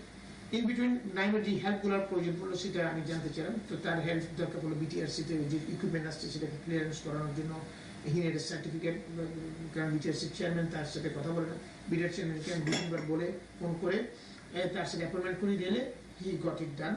তারপর আরজিএসসিতে সমস্যা ছিল সেটা আমি করে দিলাম। তারপর তার সমস্যা ছিল, 2টা কেস হয়েছিল, তার একটা রাইভাল গ্রুপ আছে তার এগেনস্টে আমজাদ খানের সাথে। আমজাদ খান একটা চিঠি দিয়েছিল, সেই চিঠিটার মধ্যে আমি ইনকোয়ারি অ্যান্ড রিপোর্ট আমি লিখে দিয়েছিলাম। আমজাদ খানটাকে? আমজাদ খান হচ্ছে নাইমের সাথে আগে একসাথেই ছিল, পরে এরা তার এগেনস্টে চলে গেল, 2জন রাইভাল হয়ে গেল। পরে আপনি কাজগুলো করে দিয়েছেন? এগুলো কাজগুলোকে মোটামুটি করে দিয়েছি, এবং এখানে বিটিডি ইন্টারকনেকশন করে দিয়েছি। Barkatullah Bulu came into being? Barkatullah বুলুকে যেহেতু আরজিএসসি হচ্ছে under the ministry of commerce and he is the adviser to ministry of commerce, সেদিন বরকতুল্লাহ বুলুকে আমি একবার ফোন করেছিলাম যে এটাকে করা যায় কিনা, আর নাইম মাতাবের সাথে আলাদাভাবে ইনভলভ আছে কিনা that I really don't know. তো এখন এটা যেমন কাজগুলো অনেক এগিয়ে গেছে, তখন নাইম আরেকদিন এসে বলে বাবু আপনি শেয়ারের কথা বলছেন, আপনি এত খাটাখাটি করছেন, আপনাকে আমি একটু পার্সেন্টেজ শেয়ার দিতে চাই, পার্টির জন্য আরো 2-3% আমি বাড়িয়ে দিচ্ছি, আপনাকে আমি দিচ্ছি 3-4% না কত পার্সেন্ট বলবো।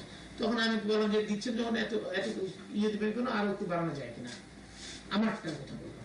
তখন সে আমারটা আর একটু বাড়িয়ে দিতে এগিয়ে করলো, এবং সেটাকে বাড়িয়ে বোধহয় 6-7% আমাকে দিচ্ছে, আর পার্টিকে তাহলে টোটাল বোধহয় 30%-এর মতো দেওয়া হয়েছে। এটাকে ডকুমেন্ট করা হয়েছে সিঙ্গাপুর একটা কোম্পানির সাথে, যে এটাকে প্রপারলি ডকুমেন্ট করা হয়েছে, প্রপারলি লয়ার দেখে, যাতে সিঙ্গাপুরের একটা কোম্পানির মাধ্যমে এটা ডকুমেন্টেড করা। আর আপনার বন্ধু মাহাতাব সাহেব কত পার্সেন্ট শেয়ার কিনেছে, কত টাকা? এখানে আর এখানে এক পর্যায়ে নাইম ওয়াজ suffering from seriously financial crisis, এবং সেই ফাইন্যান্সিয়াল ক্রাইসিসে এক পর্যায়ে সে আমার কাছ থেকে লোন নিয়েছে। আমার ওই যে আমাদের অনেকগুলো সিস্টার কোম্পানি আছে, সেই সিস্টার কোম্পানি থেকে আমি বলে দিয়েছিলাম আমার ভাইকে যেতে 1 কোটি টাকা সে চাচ্ছিল, সেই লোনটা আমরা দিয়েছিলাম। সেটা এখানে কি স্যার, যে যেমন এই ওয়ালটেলটা তো পারমিশন পেয়েছিল আওয়ামী লীগ গভর্নমেন্টের সময়, জি, তারপরে দীর্ঘদিন কেন এটা পড়েছিল? তা আমি কিছুই জানি না।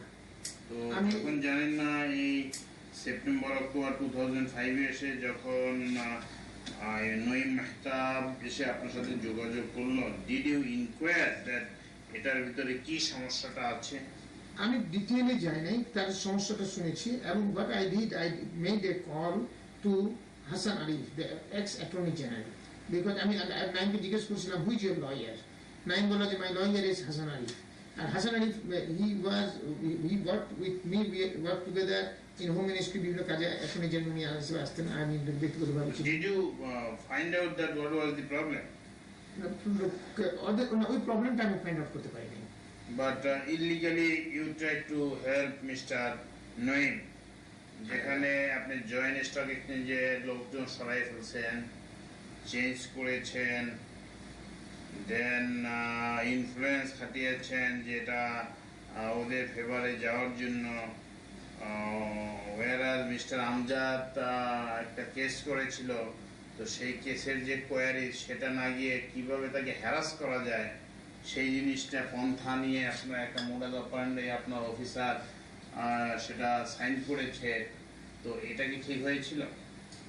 না, ওইটা তো মোটেও ঠিক হয়নি যেভাবে করেছে। That I agree with you, because আমি এটা দেখেছি সেদিন, এবং দেখে তো আই এম শকড যে বাদীর কমপ্লেন না করে বাদীকে এগেনস্টে কোয়ারি রেডি করেছে। সুতরাং এখানে জিনিসটা ফেয়ার হয় নাই। যেমন আপনারা সাব্বির হত্যা মামলায় পরে আপনারা টাকা নিয়েছেন, ওয়ালটেলে এক পার্টি, 2 জন পার্টি ছিল, এক পার্টির উপরে আপনারা একতরফাভাবে ডিসিশন নিয়ে কাজ করার চেষ্টা করেছেন এবং সেখান থেকে আপনারা শেয়ার নিয়েছেন। অর্থাৎ আপনাদের ইন্টেনশনই হলো যে পার্টির জন্য, ব্যক্তির জন্য, স্বার্থের জন্য টাকা লাগবে, সেক্ষেত্রে দেশ বা জাতি যেখানেই যাক, এটাই তো প্রমাণ পাচ্ছে।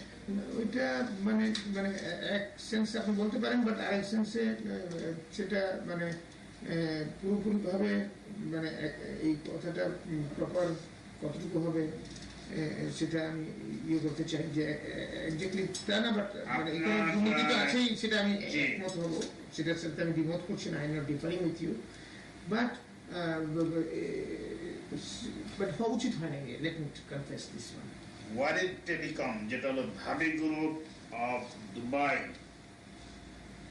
এটা একটু সুন্দরভাবে অল্প কথায় সুন্দরভাবে বলে দেন।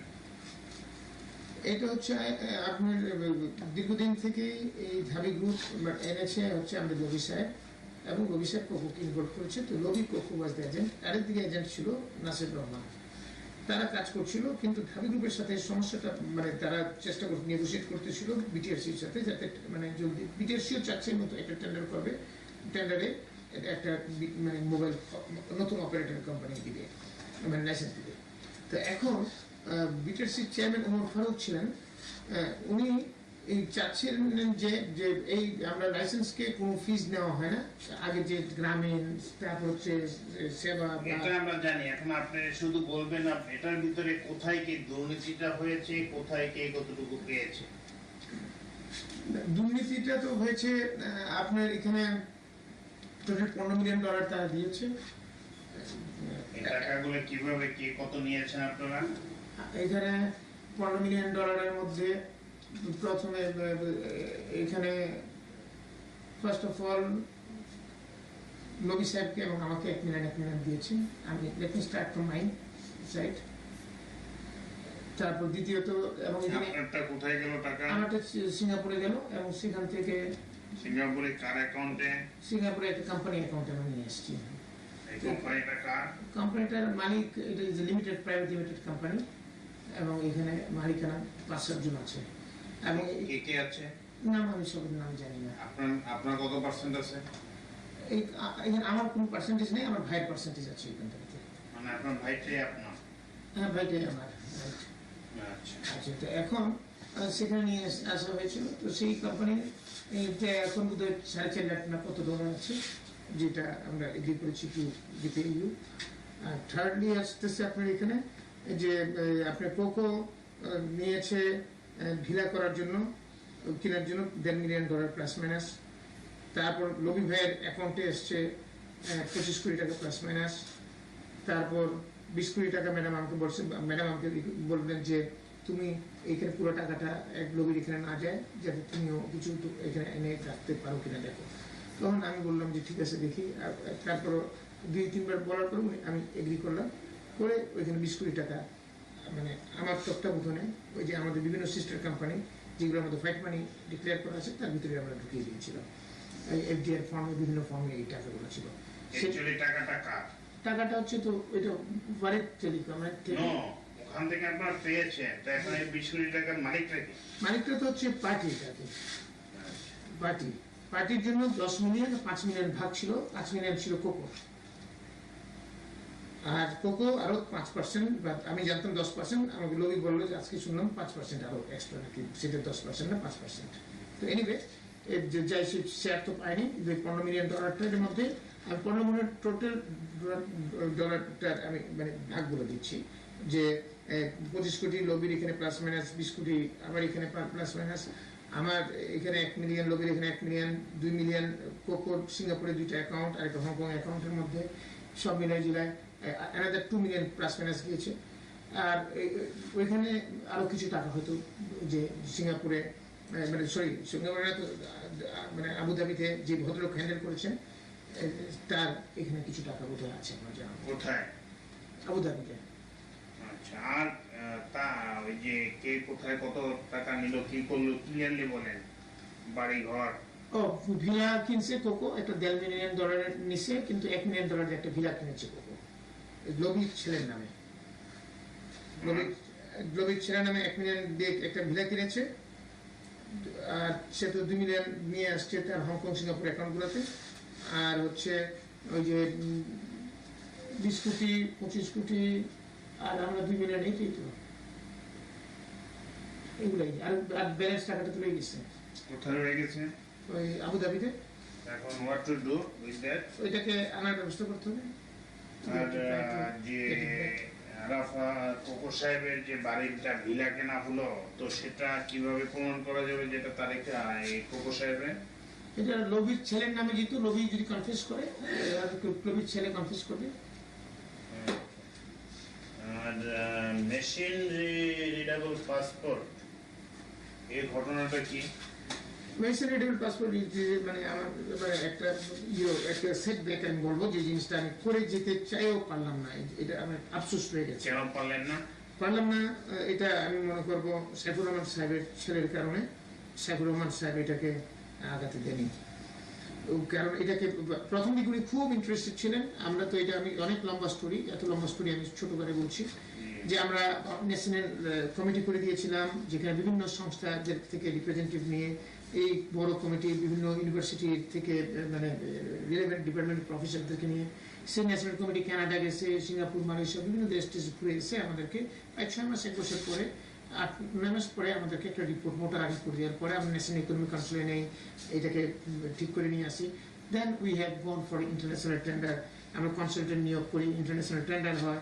ইন্টারন্যাশনাল টেন্ডারটা এর মধ্যে দেখা যায় 4টা লোক মানে কোম্পানি পার্টিসিপেট করে। অ্যাট লাস্ট দেখা যাচ্ছে যে 2টা কোম্পানি দে কোয়ালিফাই। একটা কোম্পানির অফার ছিল 137 মিলিয়ন প্লাস মাইনাস ইউরো, আরেকটা কোম্পানির অফার ছিল 260 মিলিয়ন ইউরো। 137 মিলিয়ন ইউরো যেটা আছে, আমরা পুরো কাগজপত্র নিয়ে রেডি করে মানে আমরা এই যে পারচেজ কমিটিকে প্রস্তাবটাকে নিয়ে যাই, এবং পারচেজ কমিটিতে যখন নিয়ে যাই তখন দেখা যায় যে সাইফুর রহমান সাহেব খুব ইন্টারেস্টেড ছিলেন যে মানে এটাকে থ্রু করানোর জন্য, কারণ it is such a good project. এখানে শুধু যে ন্যাশনাল পাসপোর্ট তা না, we were doing the national ID as well as national visa and passport. এবং আমাদের এই প্রোগ্রামটা ছিল 3.5 বছর থেকে 5 বছরের মধ্যে আমরা বাংলাদেশে অলমোস্ট 12 থেকে 13 কোটি আমরা ন্যাশনাল আইডি দিয়ে দিব। That was the program. এবং এইখানে কি বলে এনআরডি একটা নতুন ডিপার্টমেন্ট হবে, আমরা পাসপোর্ট ডিপার্টমেন্ট থেকে লোক নিয়ে আসবো, ইত্যাদি ইত্যাদি। তো কিন্তু যেদিন পারচেজ কমিটি মিটিং হবে সেদিন দেখা যায় যে অর্থমন্ত্রী মহোদয় মিটিংয়ে আসলেন, এবং এসে মিটিং স্টার্ট করার আগে উনি একটা বক্তব্য দিলেন, অলমোস্ট 10 to 15 মিনিটস বক্তব্য, এবং বক্তব্যের মধ্যে পুরোটাই মিশন টেবিল পাসপোর্ট এই প্রস্তাব নিয়ে, এবং উনি টোটালি এমন একটা নেগেটিভ ইমপ্রেশন ডেভেলপ করলেন যাতে বিভিন্ন সদস্যরা বুঝে নিয়েছেন যাতে এইটার পক্ষে আর কথা বলা যাবে না। বিশেষ করে ওনার অধীনস্থ মন্ত্রণালয় যেগুলো আছে, যেমন planning minister and finance minister, planning minister আন্ডারে আইএমডি থাকে, অনেকগুলো ডিপার্টমেন্ট আছে, তারা থাকে, তারপর হচ্ছে ইয়ারডি লোকজন থাকে, প্ল্যানিং মিনিস্ট্রি থাকে, এরা সবগুলো এসে এটাকে যাতে ওনাদের বিগ বস যেহেতু বলছেন আগে থেকে নেগেটিভ পজিশন নিয়ে থাকে, তো স্বাভাবিকভাবে উনার নেগেটিভ পজিশনের কারণে অন্যান্য বেশ কিছু মন্ত্রীও নেগেটিভ পজিশন নিয়েছে। আমি চেষ্টা করেছি এটাকে আমার প্রেজেন্টেশনটা করে এটাকে সেল করার জন্য আইডিয়াটাকে, যে এটা দরকার, এখানে প্রতি বছর 2000 কোটি টাকা গভর্নমেন্ট রেভিনিউ আর্নিং পাবে, পাশাপাশি ন্যাশনাল আইডি হয়ে যাবে। এই national ID will help the nation as a whole. এটা ইলেকশন কমিশনের কাজে লাগবে, it will support the security of the government, it will মানে stop the pilferage of the বিভিন্ন forgeries। এইটা রাখেন, এখন কথা হচ্ছে জিনিসটা হলো না, কোন জায়গায় দুর্নীতিটা হলো, কার কার ইনভলভমেন্টটা ছিল সেটা বলেন। আচ্ছা, এখানে দুর্নীতিটা যে জায়গাটায় আছে এখানে হলো না, সাইফুর রহমান সাহেব এটা আটকিয়ে দিলেন, এবং এখানে আমরা যতদূর জানি এটার পিছনে ছিলেন ছোটন এবং কোকো আর ছোটন, ওই ইয়েটার পিছনে মেশিনের যে এইটার পিছনে, কারণ তারা আমাকে কয়েকবারই বলেছে। এক নম্বর। দ্বিতীয় নম্বর হচ্ছে হলো না যে কারণে, সেটা তো উনি যে দুইটা পয়েন্টে হলো না, যে দুইটা পয়েন্টের কারণে করো না, সেই দুইটা পয়েন্টে কিন্তু ভ্যালিডিটি করে না। এক নম্বর উনি বলেন যে এটাকে ক্যাবিনেট নিতে হবে। আমরা বললাম যে ক্যাবিনেট নেওয়ার কোনো কারণই নাই, কারণ এটা ন্যাশনাল ইকোনমিক কাউন্সিল কমিটি কর্তৃক অ্যাপ্রুভ হয়েছে, প্রাইম মিনিস্টার সাইন আছে, সুতরাং it is enforced by the cabinet, এটা কোনো প্রয়োজন নাই। তখন উনি বলেন যে এটা সিটিজেনশিপ, তোমার কি বলে, এটা আইডি কার্ড করতে গেলে ক্যাবিনেটে নিতে হবে, আমি সিটিজেনশিপ অ্যাক্ট পারমিট করে, সেটা উনি ভুল। তারপর আরেকটা বলেন যে ওনাকে ফান্ডের জন্য আমরা চিঠি দিয়েছি, তখন আমার জানা ছিল না যে আমরা আগে একটা চিঠি দিয়েছিলাম, ওনারা রেসপন্ড করেন নাই, বাট আমরা চিঠি দিয়েছিলাম। তার মানে উনি যে দুইটা পয়েন্টে আটকালেন, সেই দুইটা পয়েন্টই মানে ভ্যালিড না, আমি সেটাই কারণ এই এক্সপ্লেনেশনটা দিলাম। আর পরবর্তীতে আমি জানতে চেষ্টা করলাম, যেহেতু এটা হলো না, আমি ওনার থ্রু হিজ পিএস আমি অন্য মানুষ লাগিয়ে জানার চেষ্টা করলাম যে কেন উনি হঠাৎ করে চেঞ্জ হলেন কেন। কারণ উনি তো, আমি যখন ফোনে কথা বলি, মিটিংয়ের ডেট নেই, তখন তো উনি খুব এনকারেজ ছিলেন এবং পরে চেঞ্জ। তো ওনার পিএস এর মাধ্যমে আমি এটাকে জানলাম, মানে অন্য একটা থার্ড পার্সনের মাধ্যমে জানলাম যে উনি যখন গাড়ি করে, সেদিন উনি সিলেট থেকে আসছেন, এসে প্লেনে এয়ারপোর্টে নেমে গাড়ি করে আসতেছেন, তখন টনি ফোন করেছিল, ওনার ছেলে, বড় ছেলে নাসির রহমান, এবং ওনাকে মানা করছে to stop this project and not to allow to go through. কেন? Because নাসির রহমান আগে প্রথম যে একটা কোম্পানি ছিল, সেটা হচ্ছে ক্যানাডিয়ান নোট, তারা একটা প্রস্তাব নিয়ে আসছিল, তারা বলতেছে বিও হিসেবে করবে, সেই প্রজেক্টটাকে বিও হিসেবে করবে, সেটাকে তো আমরা বের করে দিলাম। তখন তারা ওই টেন্ডারে পার্টিসিপেন্ট ডিসকোয়ালিফাই হলো। তারা চাচ্ছিল যে নাসির রহমান তার শেয়ার পাবে না, তার বিজনেস ইনভলভমেন্ট নাই, সেই জন্য এটা স্টপ করছে, আর কিছু সিম্পল এজ দ্যাট। টেলিটক সম্বন্ধে কিছু বলেন।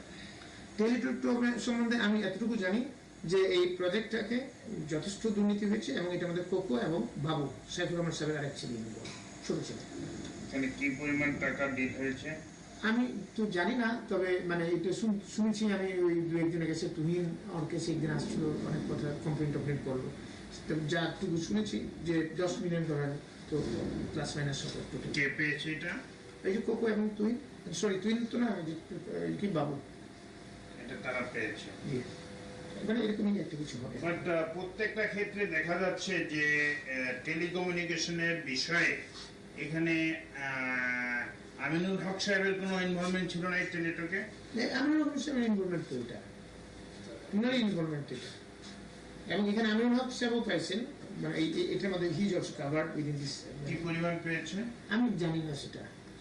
তো সেই ক্ষেত্রে দেখা যাচ্ছে যে স্যার আপনি স্বরাষ্ট্র প্রতিমন্ত্রী, কিন্তু আপনার ইনভলভমেন্ট হলো এই টেলিকমিউনিকেশনের প্রত্যেকটা ক্ষেত্রে। না, এটার মধ্যে টেলিটকে তো আমার ইনভলভমেন্ট নাই তো। টেলিটক না, ওয়ারি দেন আদার, ওইটা শুধু ওই যেটা বিটিআরসির সাথে রিলেভেন্ট ছিল লাস্ট পার্টে, তো বিটিআরসি চেয়ারম্যান যেহেতু হোম সেক্রেটারি ছিল, এবং হোম সেক্রেটারি হিসেবে he worked with me very closely and he knows me very well, এবং ওনাকে আমি খুব ভালো জানতাম, তো he has developed a confidence on me, তো উনি আমার সাথে কথা বলতেন এবং অনেকে মনে করতো যে বাবু সাহেবের কাছে গেলে বোধহয় কাজ হবে। এই তো এখানে আপনার একটা পার্সোনাল ইন্টারেস্টও জড়িত ছিল? না, আমার পার্সোনাল ইন্টারেস্ট তো ইন্টারেস্ট নিয়ে আমি কোনো কাজ করি নাই, কিন্তু পরবর্তীতে যেমন আপনাকে এই যে বাড়িতে যে টাকাটা আমাকে মিলে দিয়েছো, আমি কিন্তু কখনো চাইনি, এটা কিন্তু কোকো নিজের থেকে দিয়েছে। সেটা তো লোক সামলাতে পারলেন না। I am sorry for that.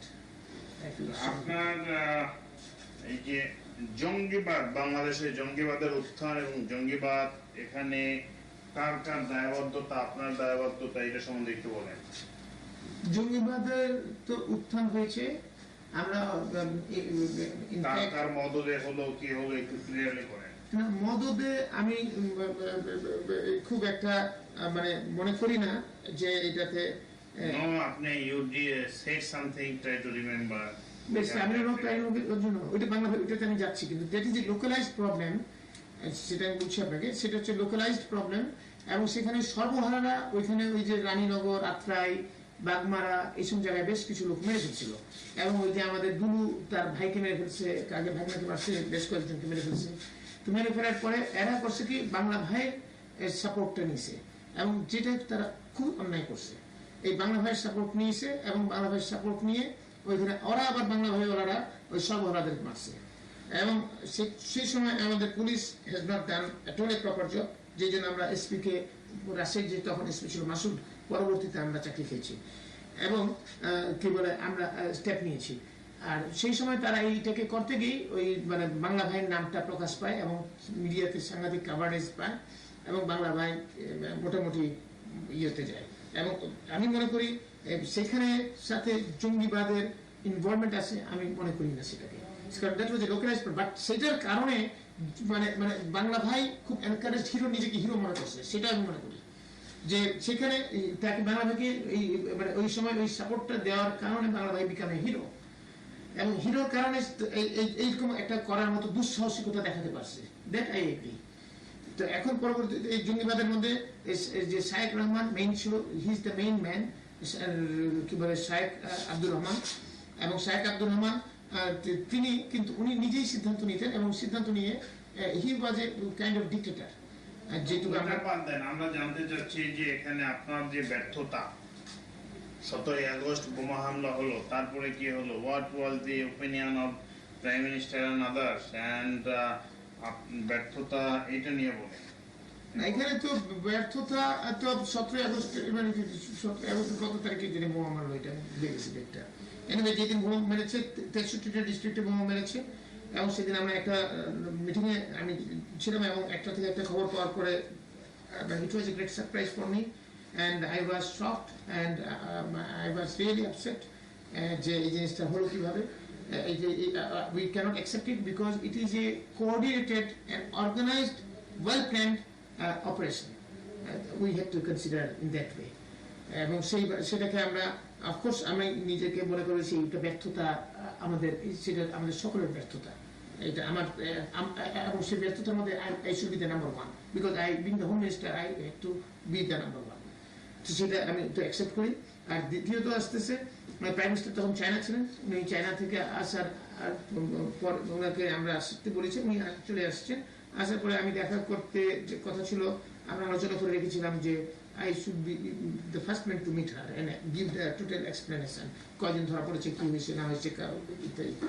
But আমি ঢোকার আগেই ওইখানে ঢুকে গেছিল কি বলে আপনার কি বলে খন্দকার মোশাররফ হোসেন, আমানুল্লাহ আমান, মির্জা আব্বাস, এরা ঢুকে, যেহেতু বেশ কিছু হাতে নাতে ধরা পড়েছিল ওই জঙ্গি, তারা মানে যে বোমাটা রেখে চলে যাচ্ছিল, যাওয়ার পথেই হয়তো বোমাটা ফুটে গেল, তখন পাবলিকই ধরছিল এদেরকে। তো তাদের অনেকগুলোকে ধরা হয়েছে এবং তাদের স্বীকারোক্তি অনুযায়ী আমরা ধরেছি। সেরকম ভাবে দেখা গেছে বিভিন্ন মাদ্রাসা বা মৌলানা সাহেবরা অনেক ধরা পড়ে গেছিল, প্রায় 50-60 জন বা 70 জন বা 100 জন, মানে সেই সেম রেতেই ধরা পড়ছে এবং যারা মানে হাতে নাতে ধরা পড়া।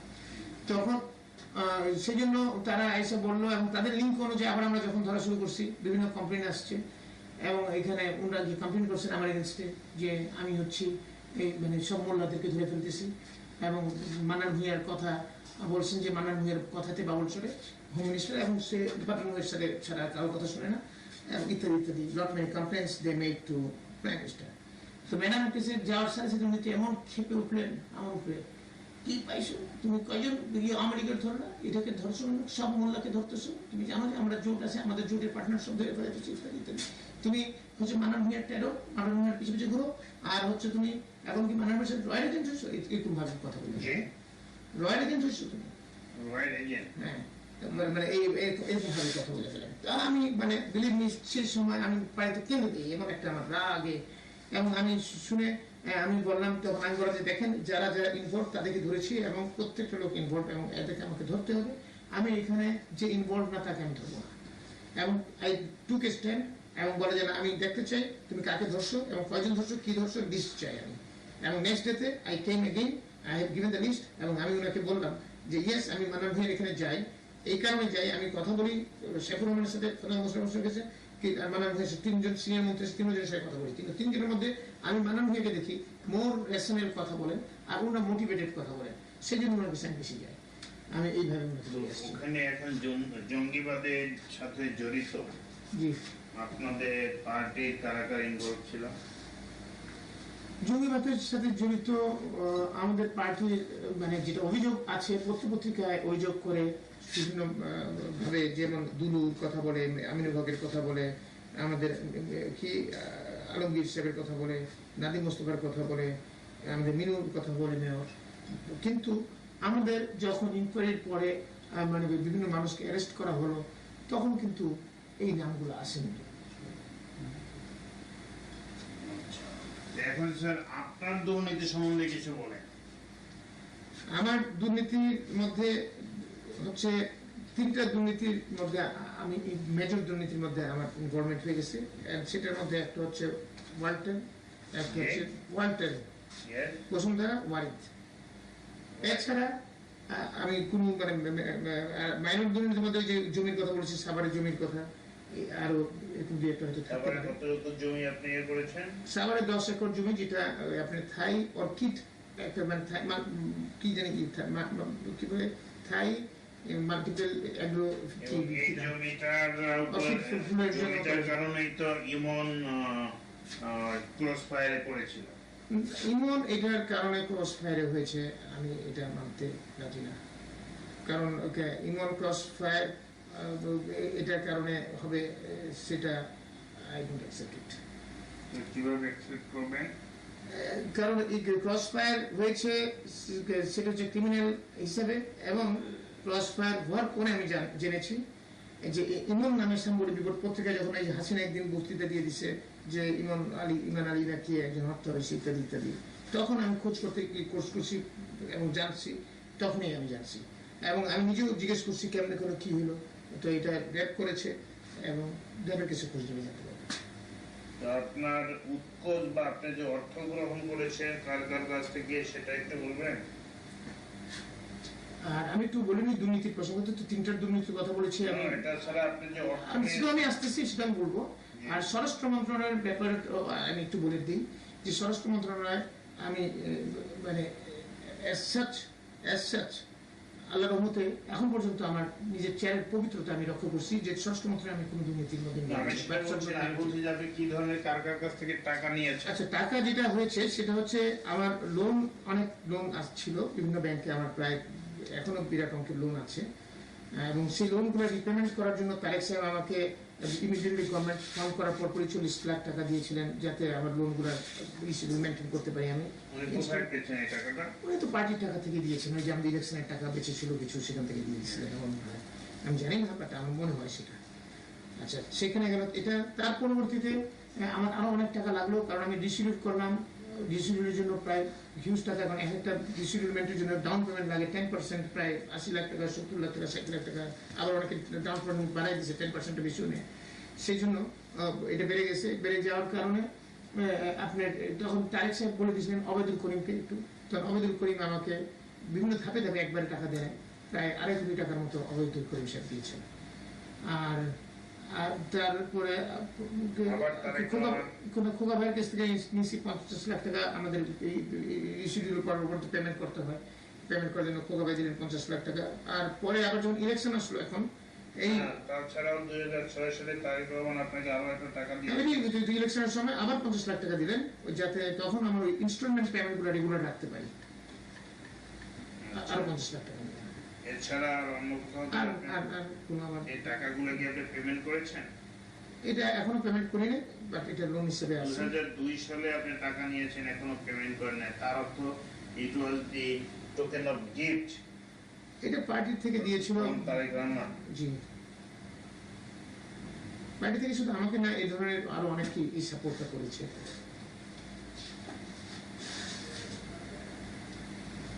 কুয়েতে আপনি একটা ভ্রমণ করেছিলেন। কুয়েতে? I have never been to Kuwait. কুয়েতে আপনার ওকে।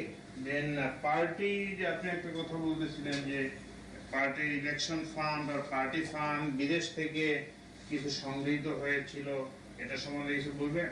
এটা না বললে ভালো না, এটা রেকর্ড থাকা উচিত না। না, একটু বলেন, আমরা শুনি। এটা মানে এটা তো স্টেট মানে আমি মানে একটু তাহলে কেয়ারফুলি বলি, যাতে কারণ স্টেট লেভেলের দ্বিপাক্ষিক সম্পর্ক নষ্ট হতে পারে, এই জন্য আমার মনে হয় এই জিনিসটা একটু কেয়ারফুলি বলা উচিত। এটা আমাকে আমি কমন ফ্রেন্ড অফ মাইন্ড, এবং মানে কমন মানে আমার ফ্রেন্ড মানে সিনিয়র অ্যান্ড হুইজ অলসো মানে quite close to doctor Kamal Siddiqui. তো ডাক্তার কামাল সিদ্দিকী খুব খেপে টেপে রয়েছেন, এবং তখন উনি বলতেছিলেন যে কত টাকা লাগে পার্টির, এই পার্টির জন্য কুয়েতে কিছু টাকা চায়, সৌদি আরবে টাকা চাইছে, পাকিস্তানের কাছ থেকেও টাকা চাইছে, এবং টাকা নিছেও, এবং ইত্যাদি ইত্যাদি ইত্যাদি এগুলো কথা বলছেন।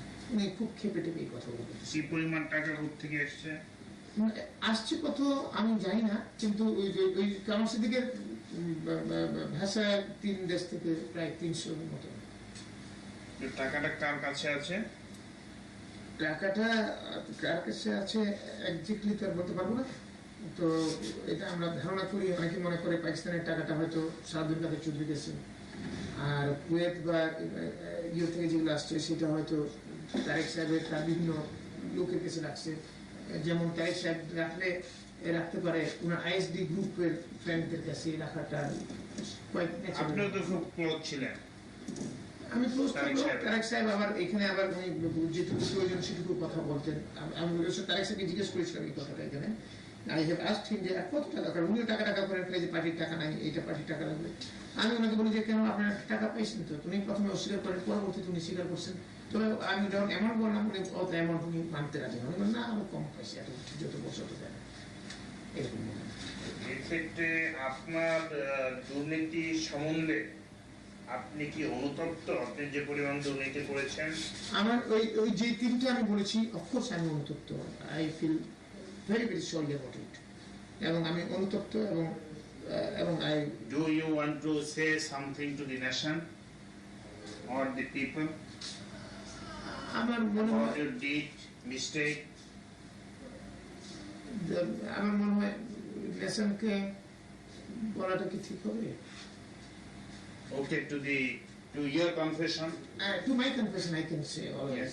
Yes. My confession, yes, I am মানে sorry to the extreme, and আমি নিজেকে মোটামুটি দুর্নীতির বাইরে রেখেছিলাম, কিন্তু এই 3টা আমাকে কেন আল্লাহবাক জানেন আমার মাথায় ঝুঁকে গেল, এবং আমি এটার মধ্যে ইনভলভ হলাম, এবং এটার জন্য আমি আসলে খুব অনুতপ্ত, দুঃখিত, এবং আমি নিজেকে গিল্টি ফিলিংস আমার আছে।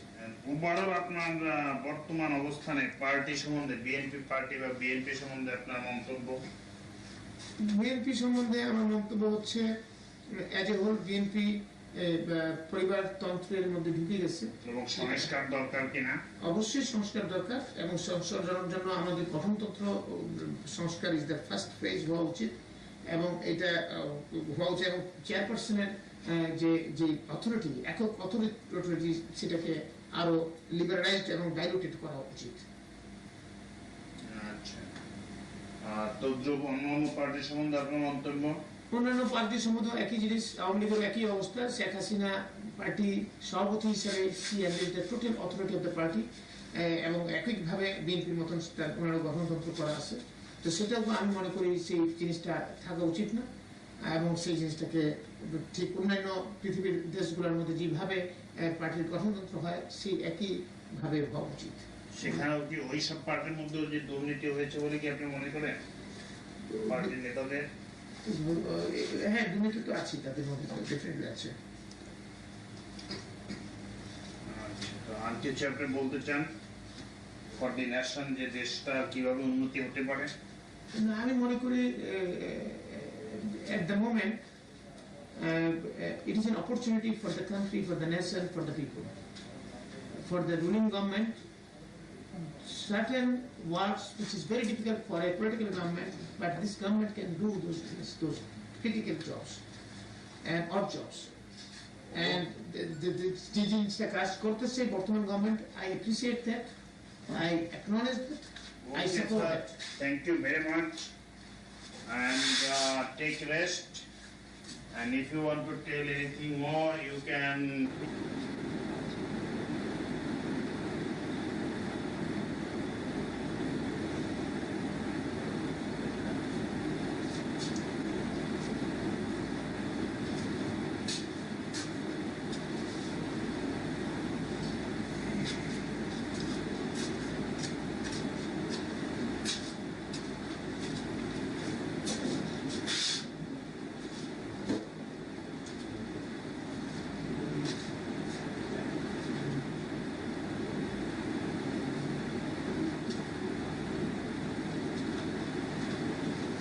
স্যার, জি, তো সাইফুর রহমান সম্বন্ধে কিছু বলেন দেখি। সাইফুর রহমান সাহেবের 500 একর জমি উনি সিলেটে অথবা মৌলভীবাজারে এটাকে নামমাত্র মূল্যে উনি লিজ নিয়ে নিছেন, ওরা টি গার্ডেন করার জন্য।